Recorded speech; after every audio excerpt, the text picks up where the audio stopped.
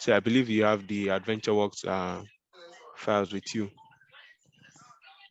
So I'm just going to launch Power BI now so that we can begin. Okay.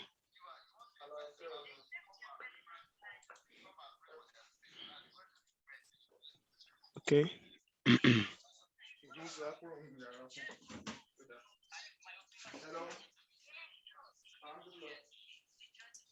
Your screen sharing went off, I think.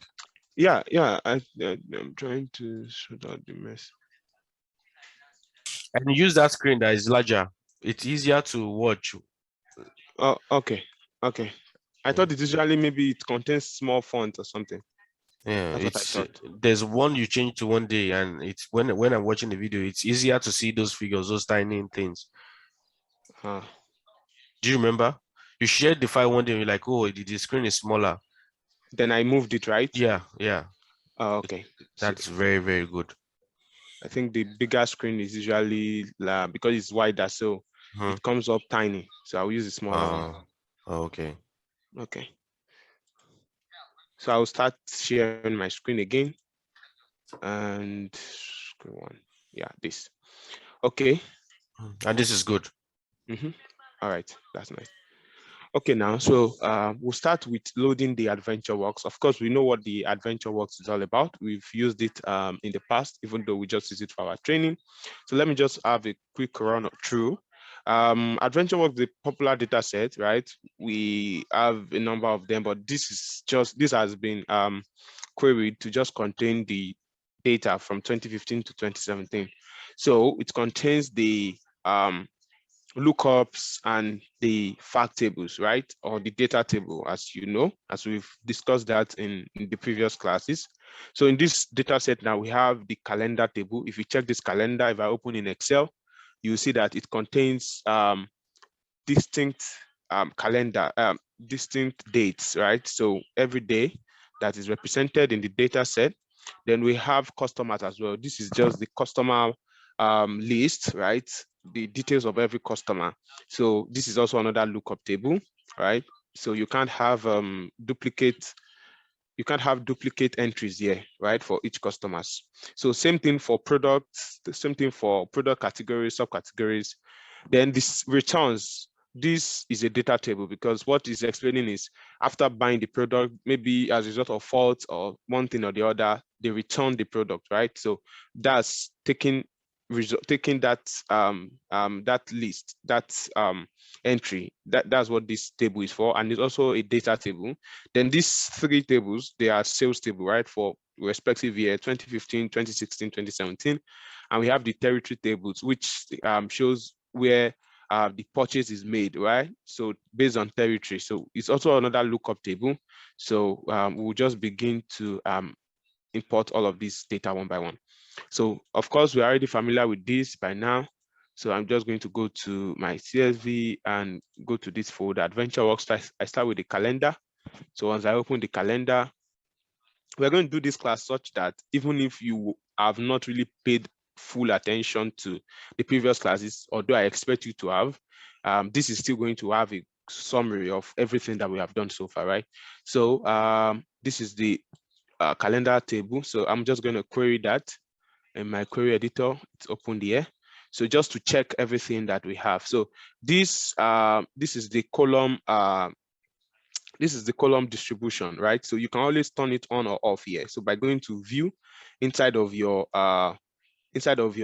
query editor, I think I mentioned that as well. So you can always turn it on or off. It just shows you the distribution of your entries, what you have here. So you can always have it off. It has nothing to do. So if you check now, we have colon as our first header. So I think we should take this up. So, but I forgot something and I remembered now. So I will just close this. And who can remind me what I forgot? Oh. Things options. Yeah, perfect. So I'm supposed to, yeah. So this file is from the US. So I'm supposed to change my regional settings to the United States, right? So, and maybe let me just check. I don't want it to create new new relationship, right? So I have to take this off as well. So I think those two should do for now.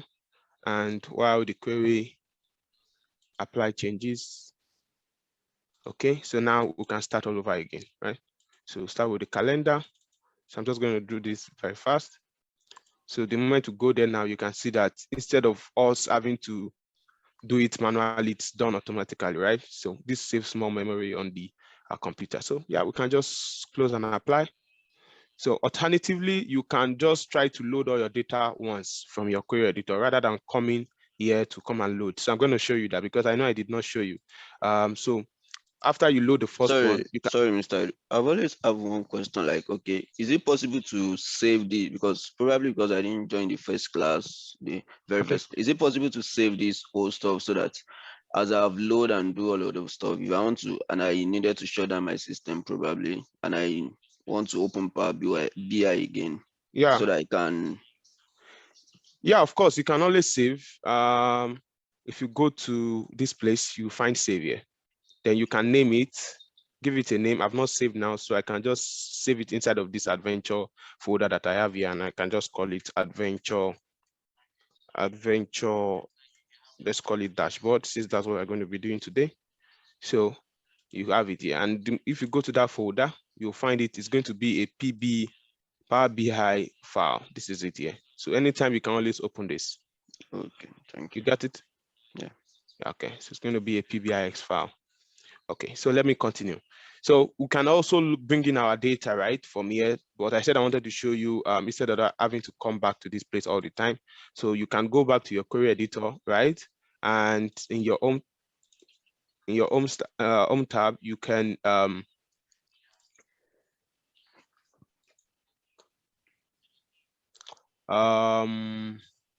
remembered something now.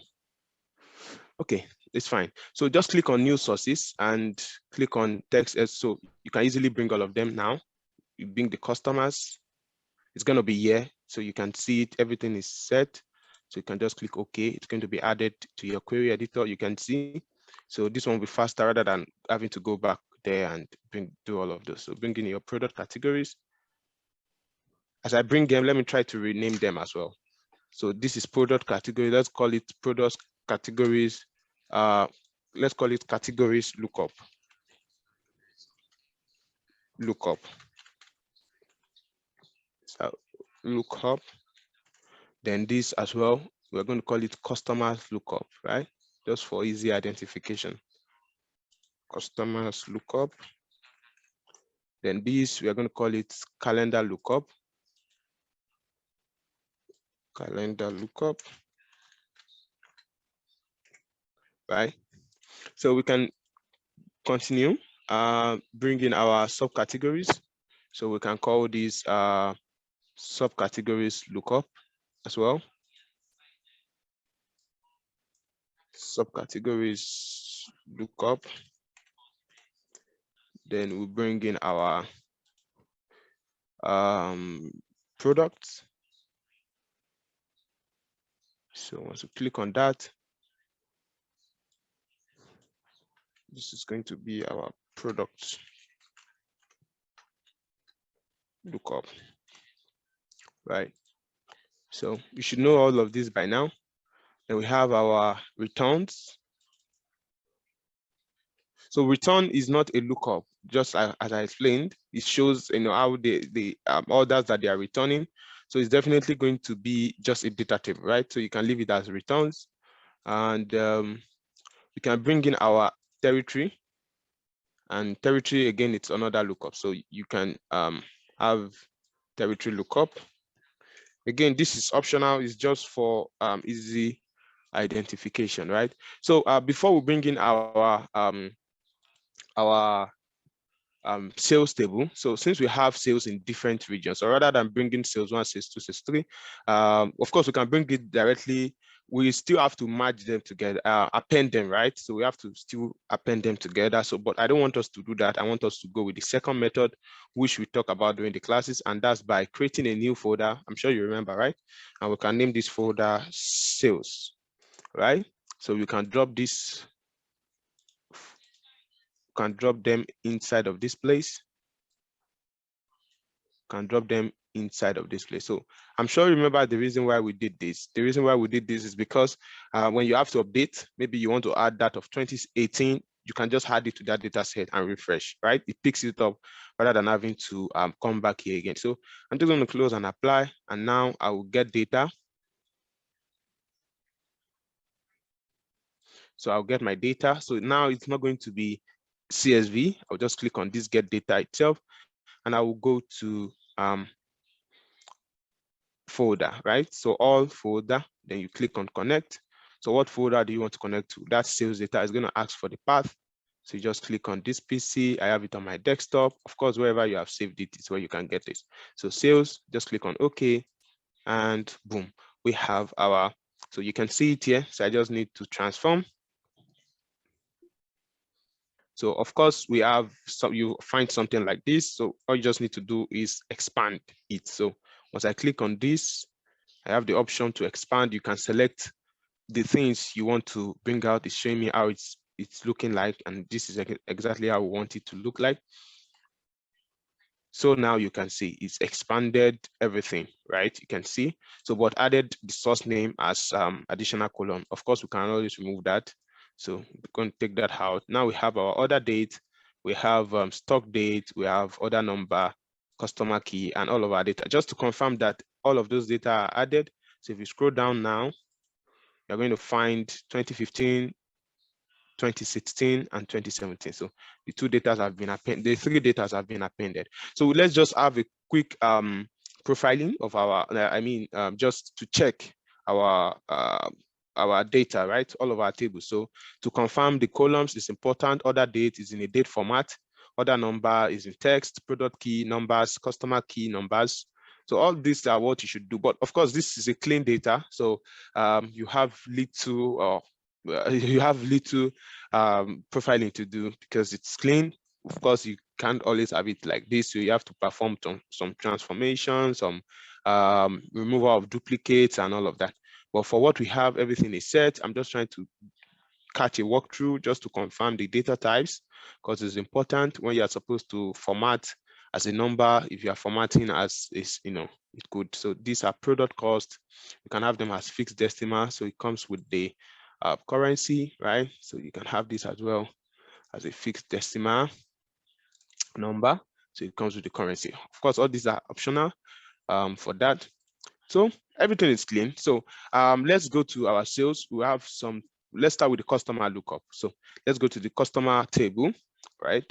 So we need to perform some transformation here. We did that while we were going through the course. So we are just going to do them again. So just to kind of normalize this data set, right?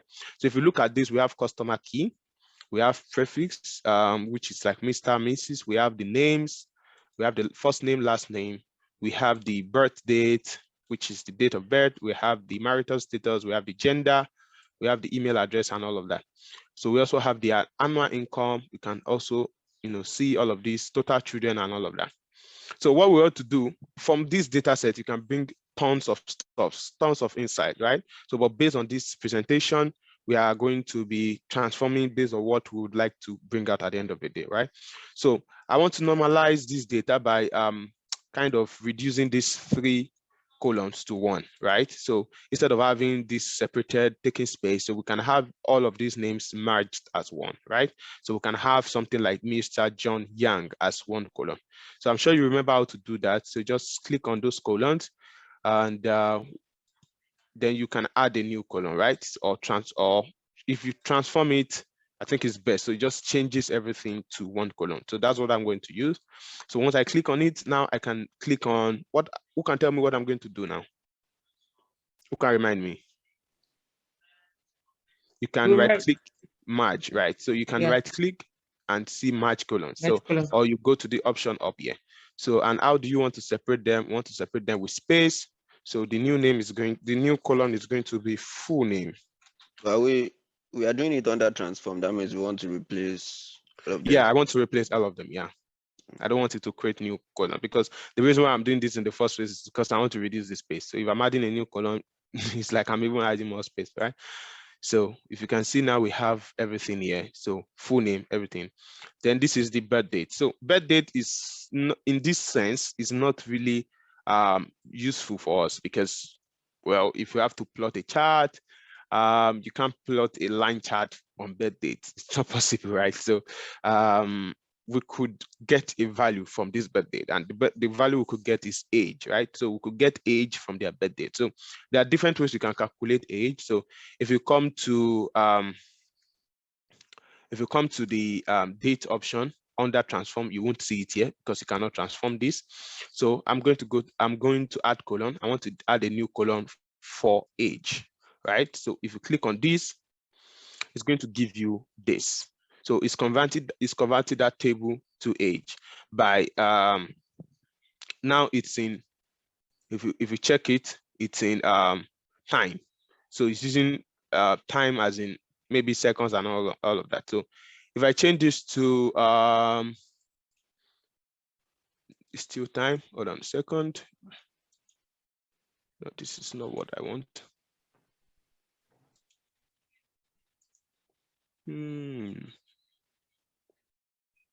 Time. Okay. How do I change this? I forgot. Okay, so I think even in the last class, someone asked this question, right? I think it was Mr. Ayediji that asked this question, the last class. You asked me to go to duration. Okay. So Then once we go to duration, we can click total on total year. years. So this is in time, right? So we have total years. So now we can, thank you. So we can change this to a O number. Okay, so we have our total year. So alternatively, you can like find if you are doing this in maybe inside of the table view, you can add the calculated column, right? That you know, subtract the age, or a measure, better still a measure, because it's going to be numeric. We need the value as a number. So you can add the this thing that kind of like subtract today's date, right? So that's going to subtract today's date from that date that we had before. Okay, so that's total years. And what else can we pull out from here? We have the email address, where we don't really need that information. Of course, if probably for marketing purpose, they might need that information, but for us, we don't need it. So we just need their customer key, their full name, their marital status, which I believe should be male and female. Married or single, I beg your pardon. Then gender should be male and female, or NA. So those are the three options that we have here. Then we have their annual income. So this is also another interesting thing that we can bring out insight from. But of course, you know, annual income is kind of like varying and all of that. So we can kind of like make it district, right? So by taking it into a categorical data, so where we can have something like those who earn up to a certain amount, let them be called this, and those who earn less than that, you get what I'm saying. So, and I'm sure you know how to do that, because we also did that during the first class. So I just want to check the range. This is from 10,000 to 17,000. So 170,000. So we can have a conditional column. So if I click on this and I click on conditional column, and I say if the income level, if it is greater than, so the minimum is 17,000. So let's go to something like 50,000. So if it is less than 50,000, if it is less than 50,000, of course you can do this in different ways that pleases you. So if it is less than 50,000, say something like low, right? So then if the same annual income, if it is less than 100,000, right? I hope this is fair enough to say it is medium. Is someone who earns 99K, is it medium earner? What do you think? What do you think? It all depends on the purchasing power anyway. Okay, so let's kind of like reduce that. I think it's pretty too much. Like maybe let's use 80, and probably this one let's use 40. I just hope it doesn't skew the data anyway. So You put 4,000 and yeah, 8,000. sorry. Thank you.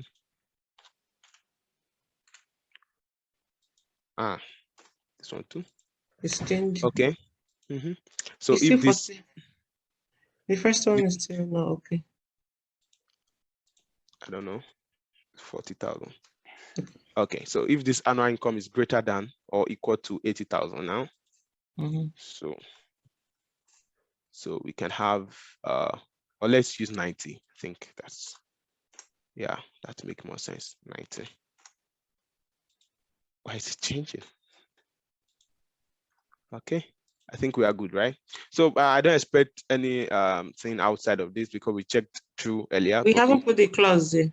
Else. Oh, clause I. So I don't expect any other value, but in case maybe the data you're working with, you're expecting any value apart from that doesn't fall in this reader, you can use it also. Yeah, it's not important. So we have our we have it here. So we can of course change the name to income class, something like that. So just to have it like that. So we have middle earners, earners, and all of that. So I think with this, we are done with this particular one. So we also have education level, which is fine as a categorical data. Homeowner, yes or no, we have all of this information for us. So if we go to our categories, we don't need to do much here. If we go to this one, we don't need to do much. So yeah, we can come here to do some things in our product lookup. So because we have information about the product, we have the product subcategory, we have the product SKU, right? And we have the product name, we have the model number, we have the description, we have the product color, we have the product size, we have the product type, product cost, and product price. So all of this depends on what you would like to do. I mean, for this SKU now, I don't know what this first to, but there seems to be a pattern here, right? Like BK means probably talking about bikes. I wouldn't know. Maybe bikes. Yeah, I think bikes. All these are bikes. So yeah, maybe that's what BK means. I wouldn't know, but I don't think that's important for what we want to do today. So I'm just going to leave that. But of course, it depends on what you would like to do in your own case or any kind of data you're working with. So we have this, our product cost. So product cost, of course, is like the cost of each product, right? So like this cost price. Yeah. Then this is like the selling price, right? So this is the amount that it is being sold. Okay. So this is individual, right? So we understand that. So if we go to our returns table, this is also return. Maybe this is the date it was returned. Please always check your date formatting. It's important. So you don't think you might be seeing something like this probably on this side and you think it's date. No. Then territories, yeah, all that is fine. So sales, I think we might need to do a couple of things on this sales data. So on your sales, we have our stock data, we have order number, we have product key, we have customer key, we have territory key, we have order line item, and we have order quantity. Now, let me ask you, we have our product details. Let's pick this product, for instance, this first product, 214 key. Now, the cost of this product is 13.09. Now, if I buy, and the price of this product is 34.99. So if I purchase 4 of this product, what does it mean? Well, how much am I going to pay? What's going to be the selling price of that product for me as a customer?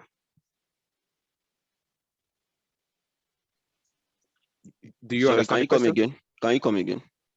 This product 214 with key 2 and 4. So Okay. the price is 34.99. Okay. So if I want to purchase 4 of these products, how much am I going to pay? How much would be the selling price for me? That will be 139.96. I mean, it's going to be 34.99 times 4, right? Yes. Okay. So if you want to purchase that same product, but this time you want to get just 1 or 2, let me say 2. So what's going to be? It's going to be this price times 2 multiplied by D. So that tells you that at some point we will need to create a relationship between this lookup and the sales, because this product lookup gives us the information about the product, right? The price. But this sales tells us about what? the quantity that was bought. So at some point, we need to create a relationship between them, right? So that's where our measure comes in. So I'm just going to leave this for now. I think everything that we have here is fine. Whatever we need, we can always create it as a measure or as a calculated column. Although, like I said in the last slide, it's recommended that you keep your calculated column inside of your query editor rather than having to create it outside. But I think we have done most of the things we need to do. If we need to add another, then we'll definitely come back to it. Okay.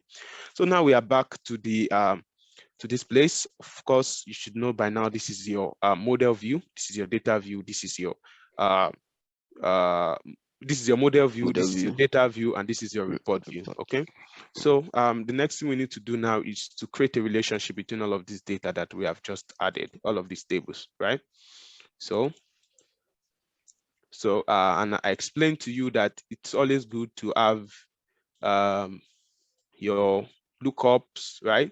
Because your data filters from your lookup to, by default, right? The way it works, from your lookup to, or your dimension table to your data table, your fact table. Okay. So these two data table here are sales and returns, right? We have returns, so we have two of them here. These are the two sales table, and these two others are lookups table, right? So we can just model them together by creating a relationship. Right now, it is not a model. Why? Because we've not created a relationship. I'm sure you remember what a model means. Relationship between, tables, right? So now let's start with the calendar. If you click on this calendar, we have the calendar date. And here for sales, we have the order date. Of course, they have to correspond, right?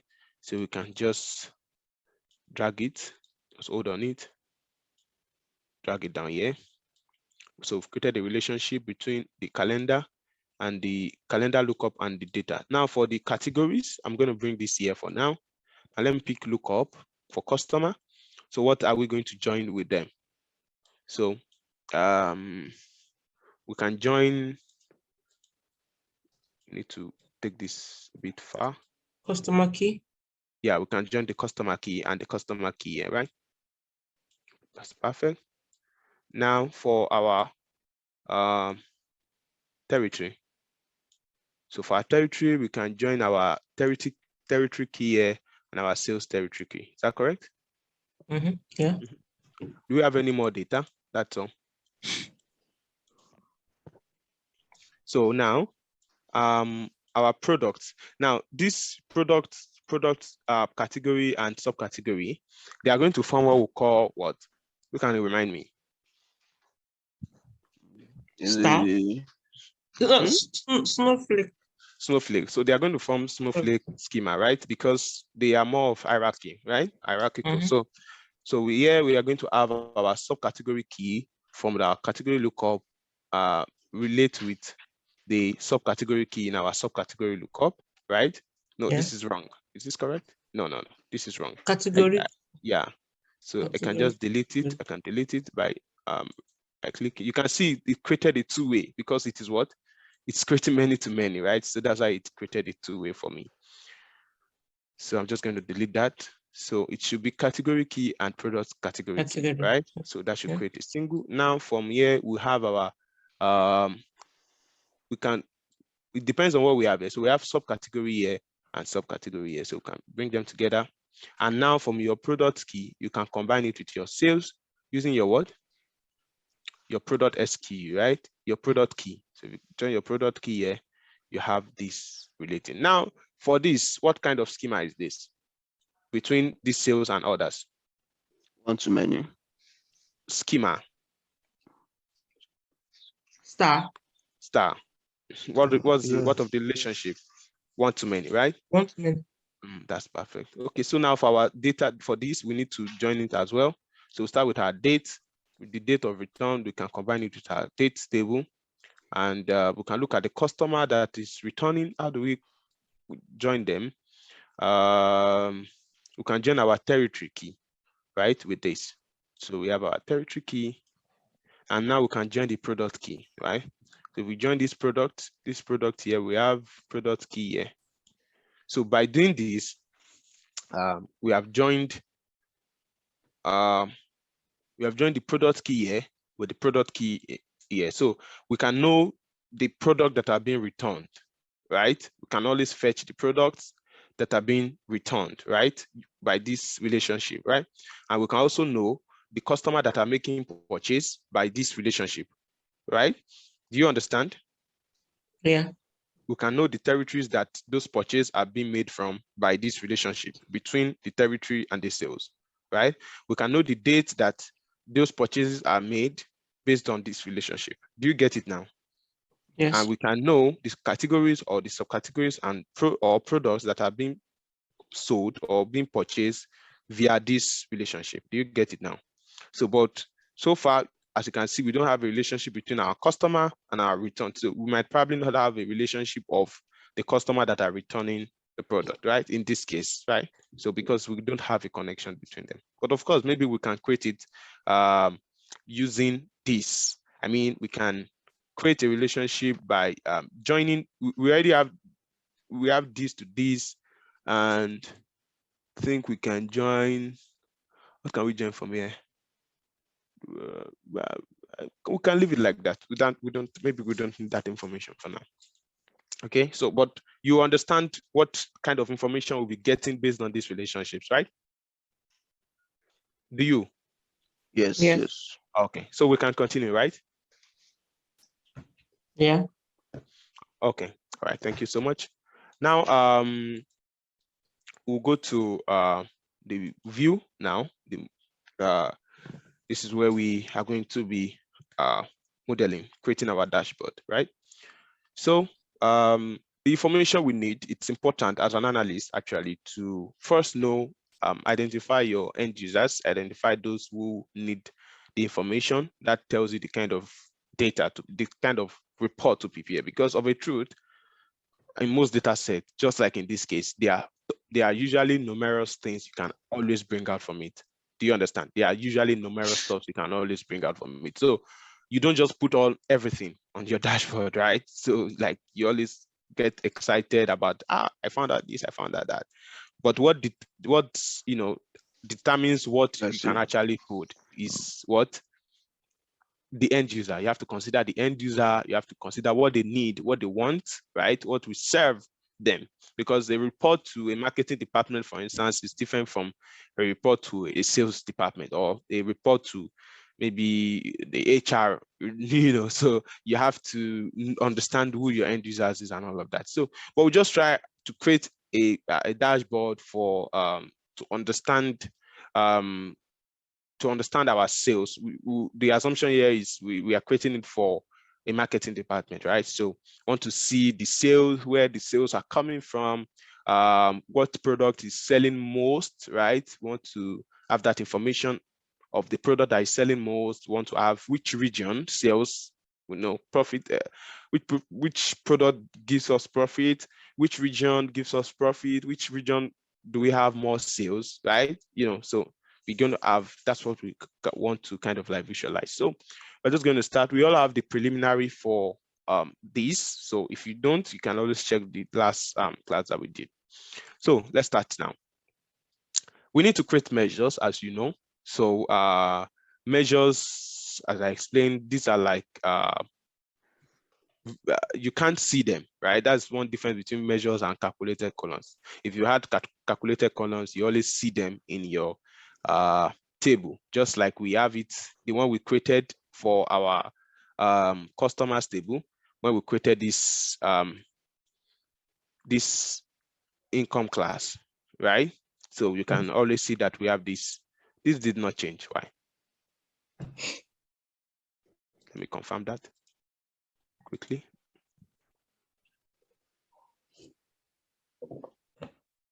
Just want to confirm. Oh, it did not change. So we have to go to add column, duration. Yes. Right. So change it to, we had it before. Why is it not working? It is. Why is it not working? I wonder why it's, let me just close and apply and see. Oh, it's still the same. what could be going on. Let me try to do it again. Or better still, I'm just going to delete the ones we did before. So I'm just going to delete this. Inserted age, no, not age. Inserted total years, and change type as well. Okay, so we can go back to our age now, and duration, total years, right? And we can change this to whole number. So we should have this. Close and apply.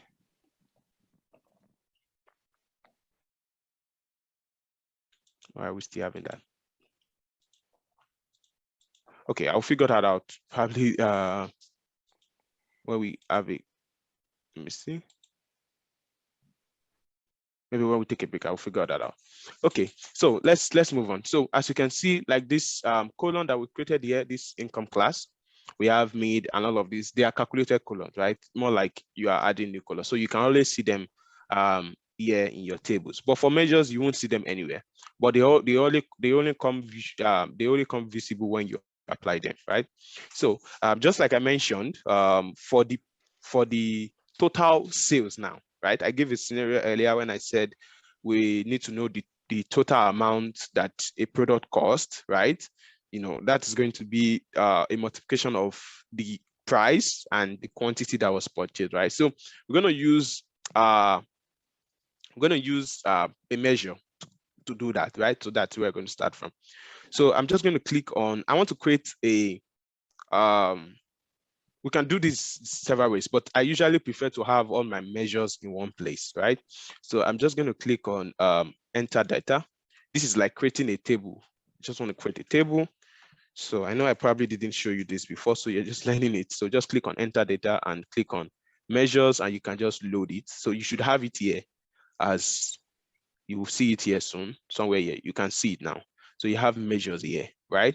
So again, you can create your measures inside of your sales, inside of any of your tables, right? It's up to you. But you know, just the way I like to do it, I have my measures in one table, right? So you can always create it here anytime you want. So, but I just want to have everything inside of my measures table. So if I right click on this now, I can click on new measure, right? Do you get it? So it's not a big deal. I've not done anything so big deal. So now if I click on measures, so I want to calculate the total cost. Now, let's start with cost.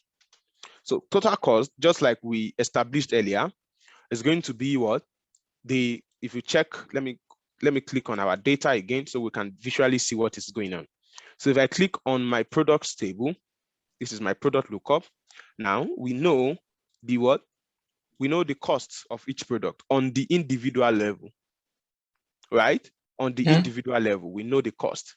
Now, to now know the cost for based on the quantity that a customer bought, then we need to know the quantity that customer bought. Is it not? Yes. Do you understand that? Yes. You got that, right? Okay, perfect. So now what we are going to do now is, we know the name here inside of the products table is what? The name in the products table is what? Product cost, right? Product cost. And in our sales table, let's go to our sales table. We know the name. We won't do this all the time. We would just to show you the first time. So, and the quantity is other quantity that we have here. Can you see it? Can you see it? Yes. Okay. So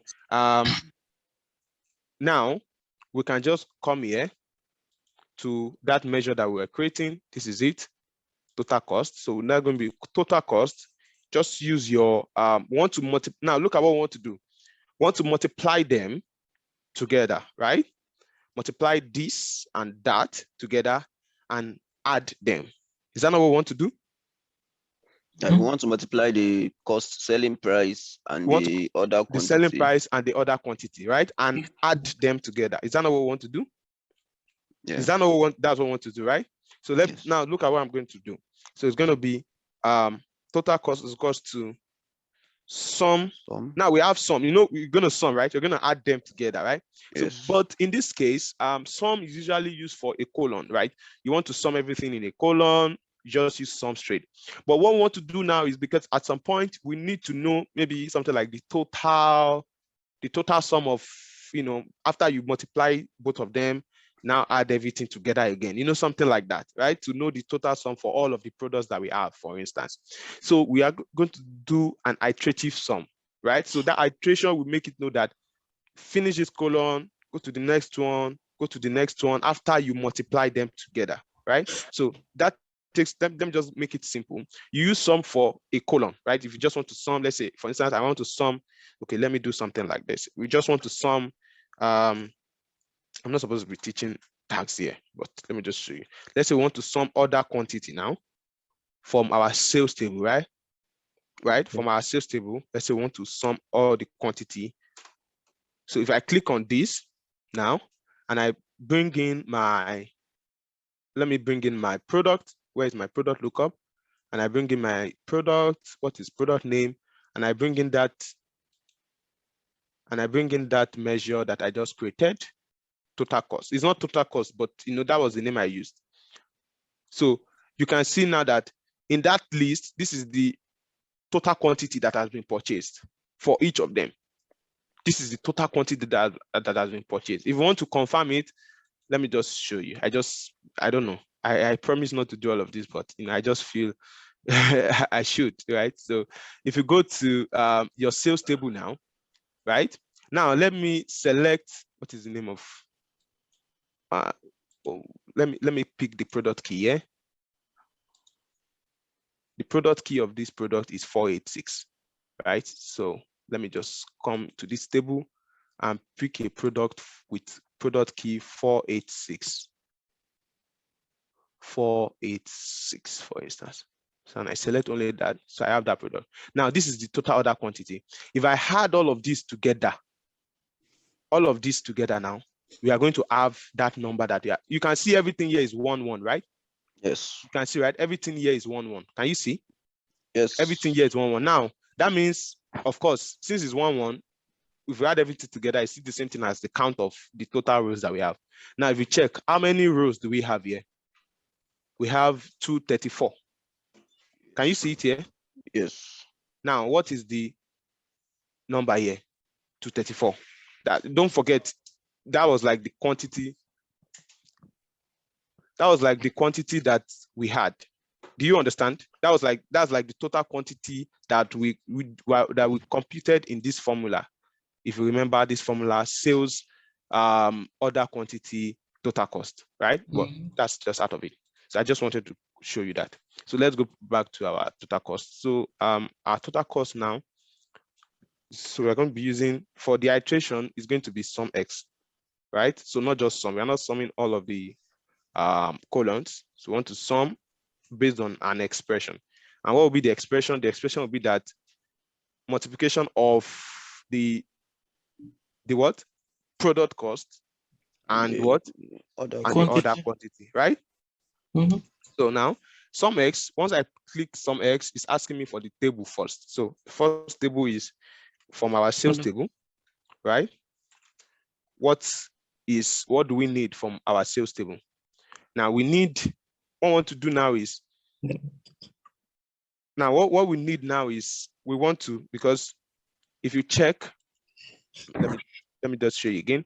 Now this quantity that we filtered here, right? That we got 234 as the total quantity sold. If you want to know the total cost of that product that has been sold in this year, in that particular year range, it means this 234 multiplied by the price. Yes. Do you understand? So that means you can just add, since the price is not changing, the price is still the same, right? So meaning it's still going to be the same thing. So I think it's advisable for us here now to create a measure first for total quantity, right? It's advisable. It's going to make our whole thing easy. So let me create a measure for just total cost alone. See, Total quantity. Total quantity rather. Total quantity. So total quantity is going to be sum, not sum x now, just sum order quantity, right? So if you bring it out for, I usually do this a lot, and it's recommended when you are just to see what is going on, always try to use a matrix, right? To just confirm what you need to see, right? So you can see, just like what we did earlier, the total quantity is, but this time it is a measure. If you bring it from here, from this sales now, and I bring in other quantity, just the normal other quantity, if I add it here, you can still see still the same thing, right? But that measure that we created now kind of give us a flexibility that you are going to see down. Okay, so now let's go back to our total cost that we were trying to create earlier. So once I click on this, now it's asking sales of expression. Now, what is the expression? The expression is what? Sum of all of the other quantity, right? So you can do this two ways. You can write sum of other quantity, but since we already created a measure for that, right? So it gives us, it saves us access. So you can just write what? Total quantity. Total quantity. That's the measure that we created, right? It is now Yes. as this now, right? Sum x. Okay, this now, the expression is, we want to multiply this, right? And this total quantity and the product cost, right? That's what we want to multiply. Do you remember? Yes. Okay, so now we're going to use multiply. This total quantity now multiply it by the product cost in the where? In the product table. Do you understand? Now, don't get this mixed up. It's so simple. It's something you're going to do all the time whenever I want to do anything like that. Now, because we want to reference another quantity inside of another table, right? In this expression, what we're going to do now is we're going to use a function called related, right? So use a related function. That's, want to relate. What do you want to relate it with? What do you want to multiply the quantity with at the other side? So it's going to be the what? Product what? Cost, right? Cost. So once we do that, we have I'm sorry, Mr. Idris, I just want to ask a question. That total cost, I thought it's under measure, it's not under sales. That's Which one? because you created a new measure for it. So it's like independent of sale. No. Measures. No, I was looking at the formula that you did. You put it under sales. Which one? This? Total cost, sum x, sales, total quantity. I thought the total quantity is a different table from, it's not under sales. No, it's a measure that we created. Yeah, she was saying that since it is a measure that it was created, it's no like, longer is under still sales. compulsory that we have sales in front of it in the Dax formula? Oh, okay. It's compulsory because it's the way this function works. This function works. Look at it. Let me take this out. Once I want to start this function, what's the first thing it's asking me? It's asking me for a the table. Okay. Right? So a table is, this table now is like the base table. Where do you want to start your calculations from? Right? Don't forget, want to start our calculations from this table, right? So this is like the table we want to base, because we will be looking at the product name with the the total orders and all of that. So that's what it means. That's the table that you have there. Do you get it? Okay. Okay. All right. And that's why we now use related here, because we are no longer referencing this table, right? Assuming this total cost now was in the same table, we wouldn't need this related. So, but because we already created a base for this measure, for this sum, now we want to reference another table, and that's why we had to use this related. You get it? I didn't mean we've not created any measure. This Dax still work? Yeah, it will work. But like I said, it's always recommended to create. So let me just do the one. Now we need to add something like sum, right? Just the same thing we used in creating that Dax. So sum of the other quantity, right? Is that not what we did? Yeah. That was what gave us that Dax now, right? Yes. That was what gave us that measure, I mean. So once we do that, we are still going to get the same thing, right? But of course, if you have the measure created, you can always use it anywhere else. What do I mean? For instance, I can come to, instead of product, because we have been working with product now since, if I come to something like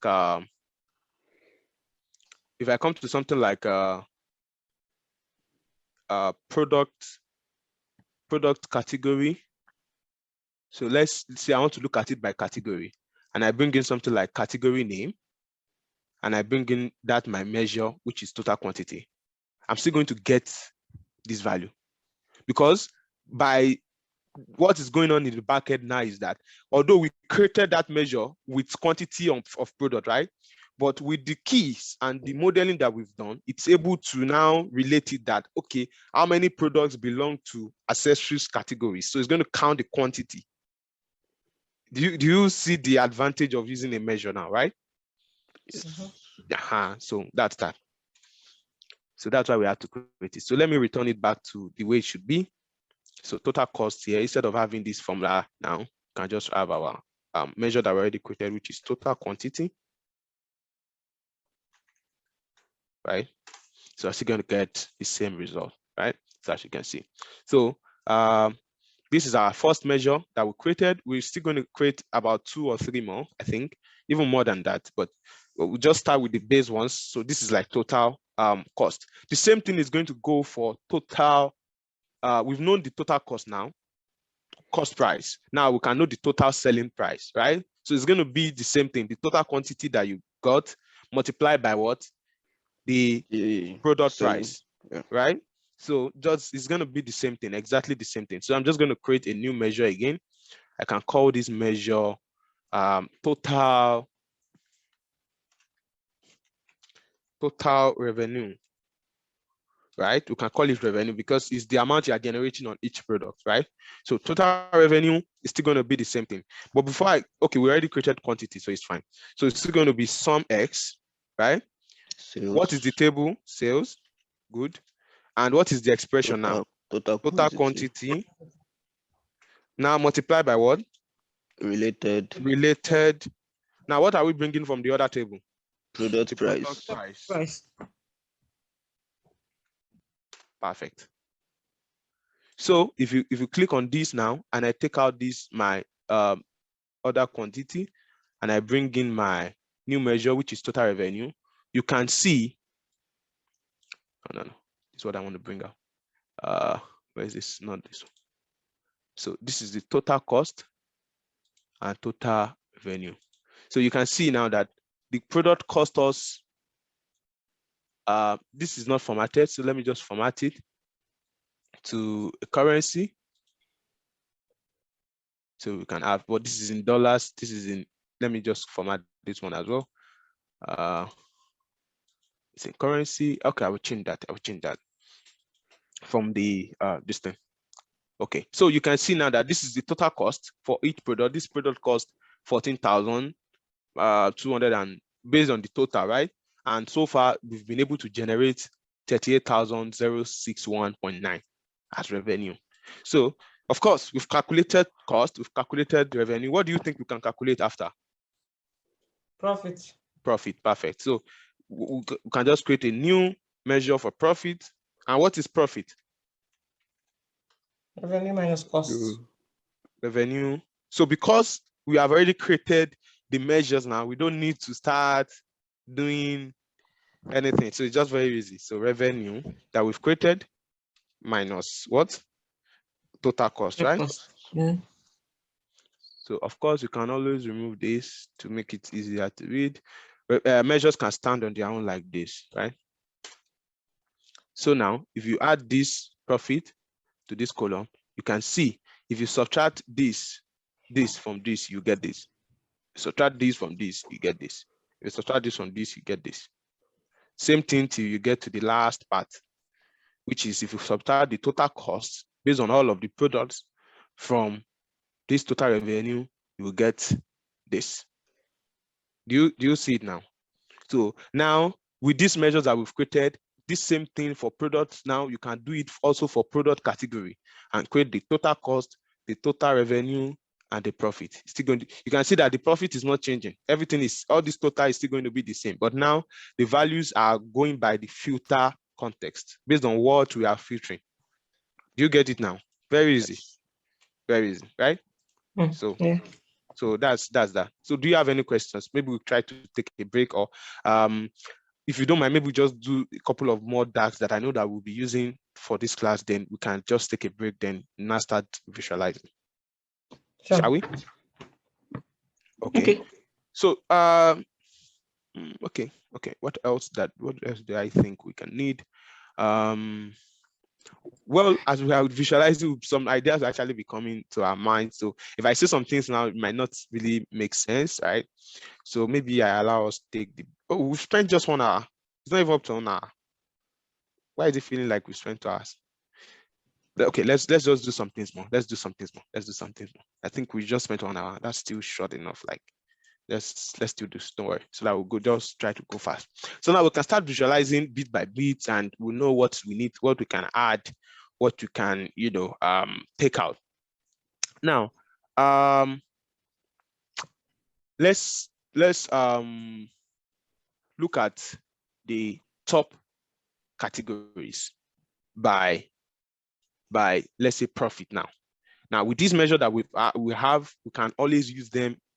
They will be the base of this dashboard, because based on the profit, you can know which product is doing well, you can know which product is not doing well, you can know which product category is doing well, you can know which product category is not doing well, you can know which country is doing well in terms of your product, you can know which country is not doing well. So you can see the specialty, you can know the best selling product. Of course, how do you know the best product where you make profit? In terms of profit, you know the best product. In terms of orders, in terms of getting quantity of order, you can also know. So you can see that these guys have given us like the basis of our this thing. So one thing that came to mind, just as I mentioned order, is we can also look at the order number, right? We can look at the number of orders that we've had in this time. I mean, from 2015 to 2017, what is the total number of orders that we have had? Do you understand? Now, let's go back to our data. This is exactly what you would do all the time when you're analyzing. Nobody just comes and go to the dashboard and just start working. Sometimes you need to come back to the data and understand the behavior, so that helps you not to make the wrong analysis. Now, if you look at our sales table, now look at this. We have our order date, we have our stock date, we have our order number. So order number, of course, it represents I think this is filtered, so let me take it out. Order number represents the number of that particular order. Now, it means that if I order like 2 products now, I say I order product A and product B, I'm still going to get the same order number. Is it not? Is it not? For the same. Sorry, can you come again? If I order 2 products now, I'm going to, because it's that order, I'm going to get the same order number, but the product number will be different. Yes. So meaning if I order now, let's say, I don't know how the order number is written in my company, but let's say we write it as XY, then followed by, whatever, maybe the time. So it's going to be XY that time for product A. That's the order number. It's going to be the same thing for product B, just that the product number will now be different, right? So that's exactly what is going on here. So in this order number now, we will have duplicates that represents, because this order now is based on product. This list is based on product. Meaning if I sell 2 products in one order, I'm going to write the first product here. I'll write the order date, the stock date, the order number, the product key, the customer key, the territory key, the order line item, the order quantity. Then the second line again is going to be for the what? Second product. So the product key here will change, and the order number will remain the same. Do you get it now? It's important to understand this behavior. Let's confirm it. Let's just select one of these orders. Let's see if we'll be lucky. Okay, we are not lucky here. So that means that order only contained one product. This one too, just one product. We'll keep toggling until we find one. Oh my God. Someone should beg us so we can easily see one. Okay. Okay. Let's just hope we see one. Let's hope we find one soon. so you can understand. You can see all we have been clicking now. All of them, that order is just is only available once, right? You can see. So don't worry, I will find one now. Let me start from the bottom. So I even like, as we are seeing a lot of them. Ah, are you telling me now that this thing has no duplicate? Are you serious? I don't want to believe so. Oh my God, this is incredible. Okay, how do we know? If he doesn't want us to, I want us to see it, but he's not showing us now. It's like we have to move on. So there's a way I can show you that. So now I will explain, but you understand my explanation, right? So we can have two products now with the same order. Now let's confirm that. Now I'm going to create my measure.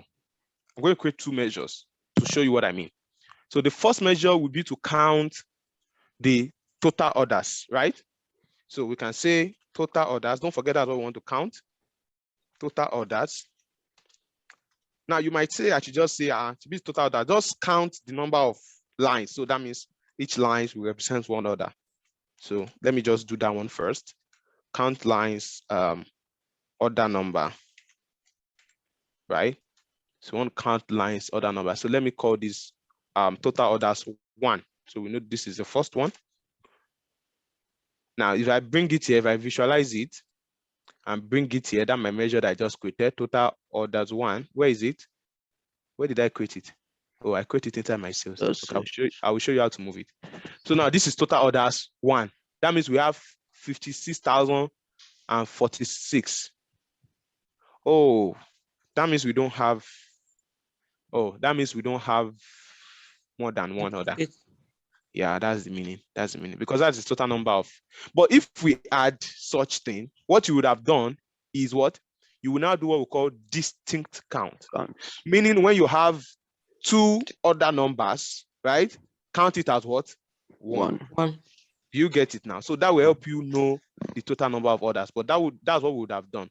So let me just, now you can see that this, my measure that I created is under my sales. And I want to take it back to my measure. So here, if you come here, once I click on that measure that I created that in the wrong place, just click on this home table here, sales. You can just over it and you pick where you want it to be. And you will see that it will go back to where, I'm sure you probably do that mistake too. So that's what I'm showing you now, because I just did. So now let's create the second measure, the right one. This should be the right one actually. So total orders is equals to distinct count. And what do you want to count? Does the same thing. You're counting the same thing. And that's what? Order number. Right? So if I drop it here, and I put it, oh, that means we are right. That means we have duplicates here. That means there are some orders that are duplicate. Oh, that's fine. Good. So you can see the difference now. So it has taken out some orders that have two, right? Some orders that were made twice, right? Do you get it now? So a way of visualizing that, rather than going to that table that I was doing, that was I just wanted to do it from the table. So let me just go to my sales and I click on my order number and let me sort out the product. Let's look at the products that are under each order number. You will see what happens now. Now you see that under this, no, this is not what, yeah, it's still close to what I want to do. Okay, now, so let's look at something. Let me try to find those ones that I want to find. It should be, I want to check. I'll just place the, sorry, I'm thinking if we place the, what's it called? Total order in front of, I mean, the one where we didn't use these distinct counts, if we place it there, won't we give us the one with more than one? Okay, you are saying instead of total orders? The total order, the first total order that we did, that it was not distinct counts. Yeah, this one. Like if we put it there, is it not supposed to give us probably 2 if there is any place where we have? No, it's not. It's going to be counting them one by one. It's going to be counting them one by one. What we can do, I'm just trying to do something so we can know the orders. Want to know the orders with more than one value. So okay, let's do it like this. So let's go to orders. We want to look at the order number. Then we want to look at the count of products that are under it. Do you understand? We want to look at the order. Now we are looking at the, let me take it one by one. Now this is the order numbers that we have, right? So we want to add products. We want to add the product name, but not just product name. We want to look at the count of products under that order number. So all you just need to do here is come here, filter it. I think I showed you this, right? It tells you how you want to view this product name. So you can see here it's saying don't summarize, but I want to view the count, not distinct count, the count of it. So if I click it now, you can see that under that's why. So you can see here now that under it we have the same amount of products. But why is it all the same count? The same number? Maybe that's the number of orders that we have based on each, which looks kind of weird, but let me see. It shouldn't be. It looks kind of weird. It shouldn't be. Count of product. You can't tell me that you have ordered everything in that product. That's weird. Anyways, let's move on so we don't waste our time. So I'll probably figure that out during the break. Okay. So now, but of course, if we want to do that, the second one would be the best thing to do, right? So because we have duplicates, right? And want to count the number of orders. So we're going to take that, those with duplicates, we're going to take them out and just add the one with distinct count. So I'm going to delete this total orders one, the one we created, just the count. And we're going to leave the one with distinct count. So that helps us with the total number of orders that we have. Okay. All right. So after that, I think we've looked at profit, we've looked at cost and everything. We've looked at the total number of orders. Now with that measure that we created, we can know the total number of orders based on each product, right? So the same thing, just click on product name and click on the total orders. So once you click on it, you can see that this particular product, all purpose bike stand, will have 234 orders so far on it. Same thing as AWC logo caps, we have how many orders? 262 orders on it, and everything would give us total orders is 2516, as you can see there. Is that okay? Yeah. Okay. So I think the other measures will be created when we are doing the visualization. So I think it's important we take a break now, right? We can take our break now and we'll come back. Just 10 minutes, okay? Okay. All right.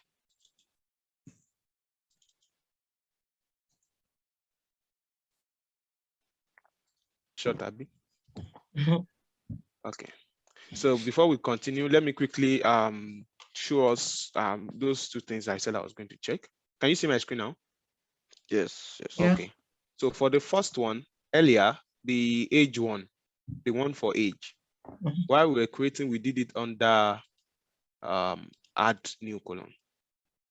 So that was why. So the age we did was still there, then it added another column as years, right? So we added it as a new column, right? So we could just transform that. This is it. Just do it under transform now. Now I said it's something you always do. I mean, it's just like you cannot, but once you know where your mistake could come from, it's very easy for you to resolve the issue. So O number now, we have our age there. Is that okay? Yeah. Okay, so that's for the age. I think it should go now. It's still loading. Perfect. So that's that. Then, and for the second one, in fact, you won't believe most of all the orders that have duplicates, it's like they went to park themselves at the bottom. So just like this now, can you see it? The order number is 74147, the same order number, but they have different products under them. Can you see? Do you understand what I was trying to explain earlier? Yes. Same as this 44, you can see it's still the same order number, but we have different products. So if we are now counting directly as count, that means you are counting, it's still the same order, right? Don't forget, we want to know the total number of orders, not the total number of products sold. If it was, for instance, we needed something like total number of products.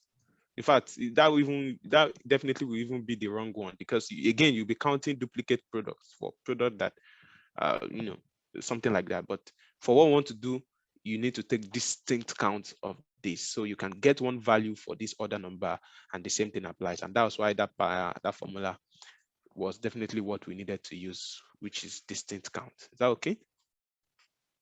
Is that okay? Yeah.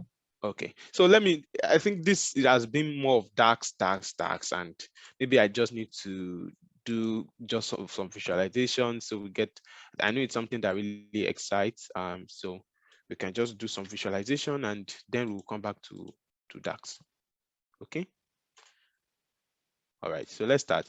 Again, most of our visualization will be based on this that we've gotten. Right, those of these things I've gotten.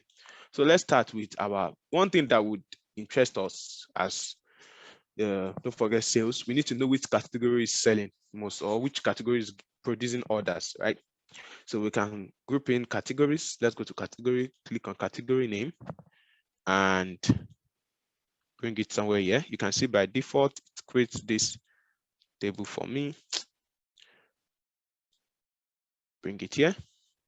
Now we want to look at this is the one I created earlier. Now no, I want to create a new table. So category name and total orders. Now where's our total orders? Where's total orders? Measures. Under sales. Oh. It's under sales. I thought I created it and I saw it now. Total orders. It's not here. It disappeared. I didn't create it. That's funny. That's strange. Okay, let's just. I even pointed it now. Like now, it was on this page. Let me just quickly do a walkthrough. I think it was. Oh, maybe I deleted it by mistake. So it's not a big deal. Let me quickly create it. So total orders. So total orders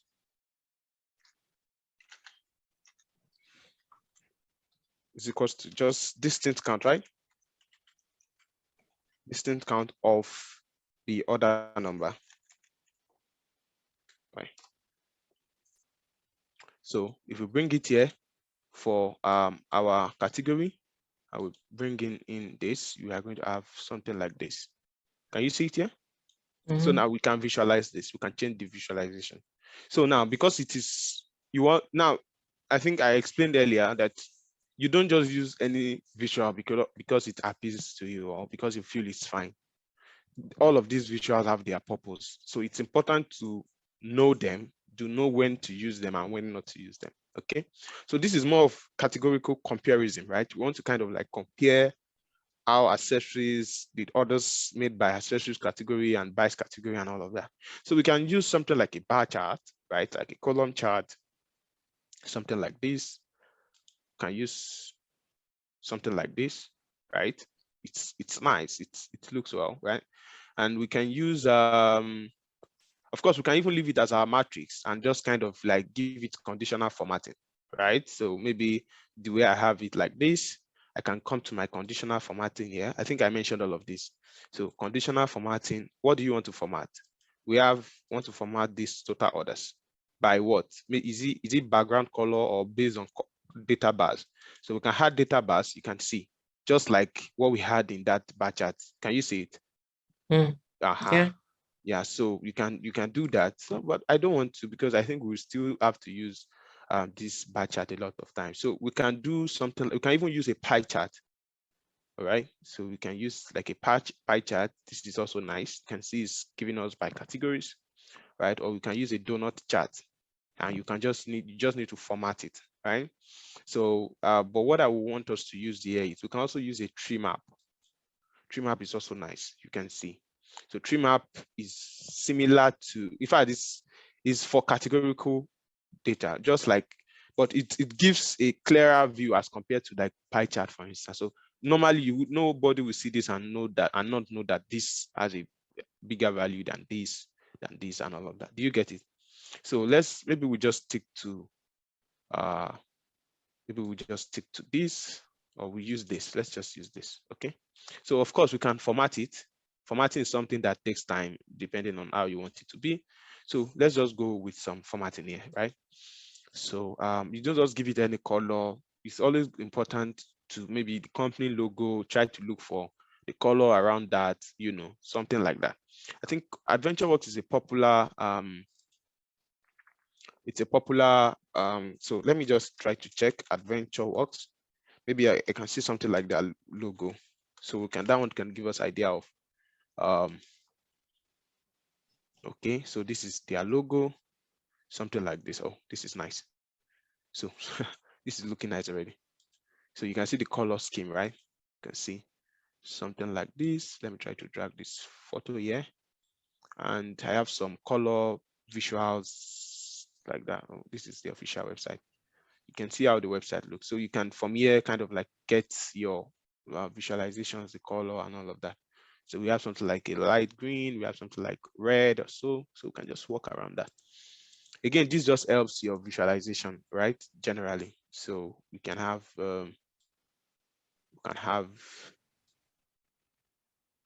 this, come here to format, you go to your data colors. So you can see based on each category. So you can select the color you want for this one. Maybe I want something like a green. You can always use your color code here, something like this.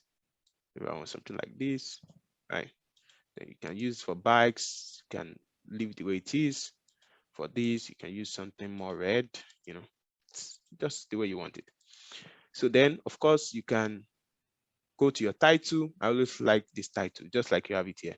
But the default ones don't usually come the way you want it. So you can always rename it. Maybe I want it to be like a total orders by category, right? Is that not what we are looking at?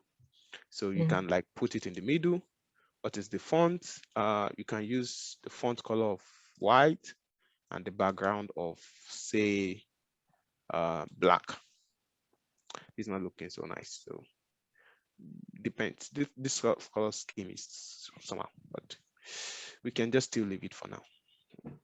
This is actually some of the things that take time anyways. So you just get your mind prepared for it. Just like last night, I was working on one and it took me the whole night, throughout the night. Okay, I think this looks more presentable, like the color combination is better. So of course, this editing is not, I'm not here for all of this, so I'll just do a little, and of course you can always improve on that. So you can increase the text of this, the size of the text, something like this. And you can off the background. It should be white by default. So if I change this my page now, you know that there's no background here. So I think I like this like this. So I can just kind of like use it to something like this. And yeah, you can add more stuffs to it. So if you check data labels, for instance, it's off now, if I turn it on, you can see that you can also edit stuffs here. Then the category is something that you can also work on. So category is what is showing the accessories, the names and all of that. You can increase the size if you want, just as you see. And yeah, I think that does it. So I think we are good to go. This is okay now for this. So you can see how we visualize this particular one. Then we'll go to the next one. We can view by subcategory as well. So if we check something like subcategory, it's the same thing, just go to your subcategory. Don't worry about whether it's going to work or not. It's already modeled. That's why your modeling is important. If it's not modeled now, you will be having issues, right? So you have something like this. Come on, So we can drag this here, something like this. And this is your subcategory key. Oh, not key. I want the subcategory name, right? So we have something like big shorts and all of this. And we can use, again, that our total orders, right? So we have this. So instead of using this, I can change this chart because we have quite a number of stuffs here on this list. So we can use that one, this one, can change it to this so you can see it's looking more presentable now, right? So you can try to just drag it. If you can just enlarge it. So I just go with the same formatting here. So what I just do is click on this. This is just normal Microsoft formatting. If you don't know, even in Excel, Word, you have it there. So once you click on any shape or object, you see something like Format Painter. So once you click on that Format Painter, while what you want to, okay, let me explain again. So I want to give this new thing, I want to give it the formatting that is here. So once I click on this one, I click on that Format Painter, you see that it's going to come. If it's not clicked, it's not going to come. So until you click on the object, then you click on Format Painter, then just click on this. You have that formatting. Whatever formatting that was applied there, you have it here. So you can see now that instead of having to go back and do it all over again. So we can, again, these are some of the things you need to learn about your visualization. Some things don't need to be there, like in this case, total orders, since we already said total orders by subcategory name. So kind of like weird to have this total order. So I'm gonna remove it. So just go to your x-axis. Of course, you can turn it off. It's not going off, so I need to not turn off, just turn off the title. Where is it? Just turn off the title, so it's off. You can see some grid lines like this. I think there are grid lines there, and these grid lines is belonging to the x-axis because it's going like this. So again, all these things, don't worry about it. As the more you get to use all of these things, the more you understand them. The major thing I want you to pick out from this is the basics of Dax and coming up with your visualizations. So I go to my x-axis, I should have something like grid lines on, so it should be off now, so it's looking a bit neater. I can take off this subcategory name. I don't know why we have it there. Everyone, we already said by subcategory, so all those things are not needed. These are things that take up space. I'm going to turn off the title for that as well. And yeah, we have this. Okay, so now let's look at product name. So we've looked at the total orders by product, by category, by subcategory. Now let's look at by product, right? So, but we have quite a bunch of products here, a lot. Let me take off some things here. Yeah, let me take off total cost, profit, total revenue. I'm taking them off. Let me take off total category. So we just have product name here, right? So then we can bring in total orders, right? So just click on total orders. We have the total orders here. So, but instead of having this whole list, because it's really a whole lot, so what we can do is we can have something like the top 10 or top 20. You get. So instead of having all of this, right, we can have top 20. So all you just need to do is very easy. Again, you can do it in Dax. If you create a different table for Dax using top N, blah, blah, blah. But again, this is not about that. So I don't want you to get bored by it. You can do it here. Okay. And just so you know, most of the things you can do with Dax, you can do them, some of them here. Just that, number one, it won't give you the flexibility. Just like we have seen, we are using the same total orders that we did measure. We are using it for category and all of that. If you have to do it visually here, you have to first do it, create another chart for that one and all of that. Then besides that, some things you can't even do it here, right? Except you have to probably copy the data. For instance, you want to compare two data sets together, all right? And you want to check if one fulfill one condition in another one. And just like we did all those related and all of that, you cannot really do some of that here, just like we did for profit, right? You saw it for yourself, right? So you probably need to copy and take it to Excel, go and do the calculation in Excel. Before you go and come back, another person has submitted the report and gone, right? So it's not even an efficient system, because if you update the data, then you probably need to do the same thing again. But this, the moment you update the data, it works. So Dax is something you should learn. Seriously, you should learn it. So, but you get better surely. Okay, so we have total orders, we have product name. So we can just take the top 20 out of this. So we don't want everything, it's too long. So we can just take top 20. So you just have to do, I think I showed you that as well the last class. You can come to your filters. I told you the type of filters we have: the page filter, the visual level filter, the page level filter, the report level filter, and the drill through. So what we want to do now, I want to filter this visual, this particular one, right? We want to filter the product name. So just come to your, am I talking too fast? I feel like I'm talking too fast. Maybe I'm trying to rush so we can meet up with. Okay, product name. So I'm coming here. This is what I want to filter, right? So I want to filter my product name. So once I come here, you can see the options I have. I have basic filtering. I have advanced filtering. I have top N. So what we want to do is top N. I want to check the top 20, right? Based on what? You can't just say top 20. Top 20 based on what? Is it based on the total revenue or based on the total whatever? So what we want to do is what? Based on the total orders, right? So I'm going to drag this total order again and drag it here. You can see and click on apply. So you can see it's just going to give me the top 20. Can you see it now? So this is just the top 20. I can increase that to maybe, because maybe I want it to kind of like take this whole thing. Oh, let me make it 10. Okay, let's just make it the whole thing. So let's use 30 and I click on apply again. I think the list is, okay, let's use 25. I think 25 will make sense. So we have 25. This is looking better, right? So now you can add something like conditional formatting here, right? I don't want to use another chart. So we can have, it's not in order, right? So you can just click on this. It's going to order it the way it should be. So now I can give it conditional formatting. Again, this is not like, this is what you have to do. It depends on you, it's important to understand those visuals, like I said, what they are used for. So you don't use maybe a line chart now for something that is not talking about time series. Just a lot of people do that mistake. It's a common mistake. So these are things why you need to learn about visualization. So it's not like maybe when you have your data, this is how you have to align it, or this is what you must use. We are just flexing some of the things that you can do here, right?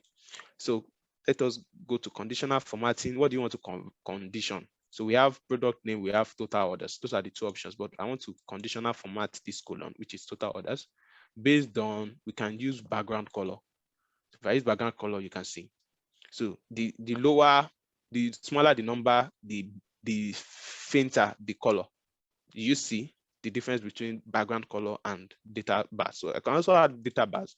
If I add data bars now, you can see it comes with bars, right? So again, this looks kind of interesting, but I think we can just take off one of them. You can take off this background color and instead maybe use background color for another measure that we're going to add. So we can do something like, we have the total orders, right? Now, something just came to my mind. We have total orders. So since we have total orders, how about doing something like total returns? What do you think? You know, like this is the total number of orders, right? That we get based on this product. So we can do something like, because we know that they return some of the products, right? So that also help maybe our technical department in knowing, you know, looking at the product that they return a lot, and you get what I'm saying?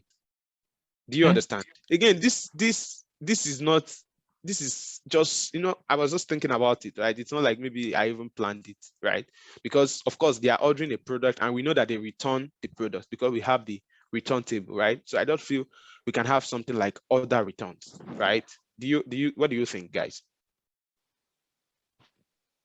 Do you think we should do we can try it and see? What do you say? I'll say maybe we can try it and see how it works out. Let's see. Oh, okay. It's still the same thing. We just have to go to our table. That's now, instead of our sales, we'll go to our returns table. Returns.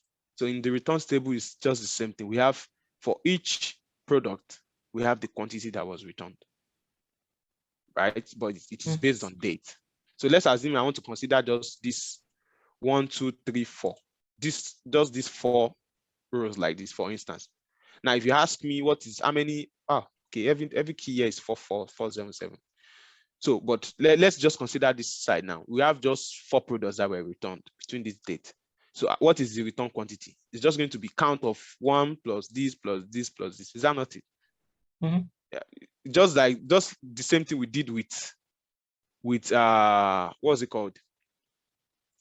The same thing we did with what's his name? With sales quantity, right? Yeah. So, but don't let us make the mistake here. And the mistake here is this. If we do count,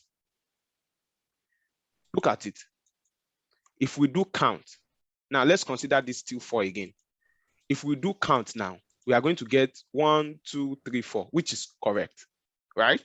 Because each of them is 1 plus 1 plus 1 plus 1, right? Yes. Now let's assume in this 4th column, 2 products were returned. Do you think count will still work? No. No, right? So because now I investigated this column, I can see that some quantities are what? 2.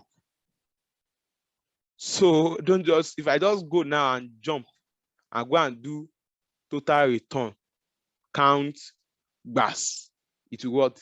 Goes me to, right? I'll be analyzing the wrong thing. So because of this now, instead of using count, you're going to be using what? Sum, right? So just, it's not like I want to point out something that is so important. So it's just going to be sum. Do you get it now? Do you understand? Yeah. Okay. To So get the total return. Yeah, total returns. Yeah.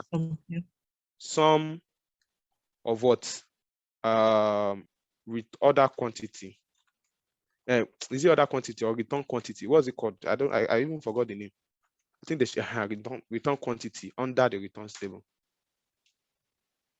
So again, once I had it here, once I click on this and I had it, where is it? We have the returns, total returns. Once I click on it, so I know that this one now that is highest, it was returned 155 times. This water bottle, it was returned what? 155 times. Can you see it now? Aha. This one now, it was returned this time. Now let's use count. Let's use count and see something. Let's just use count.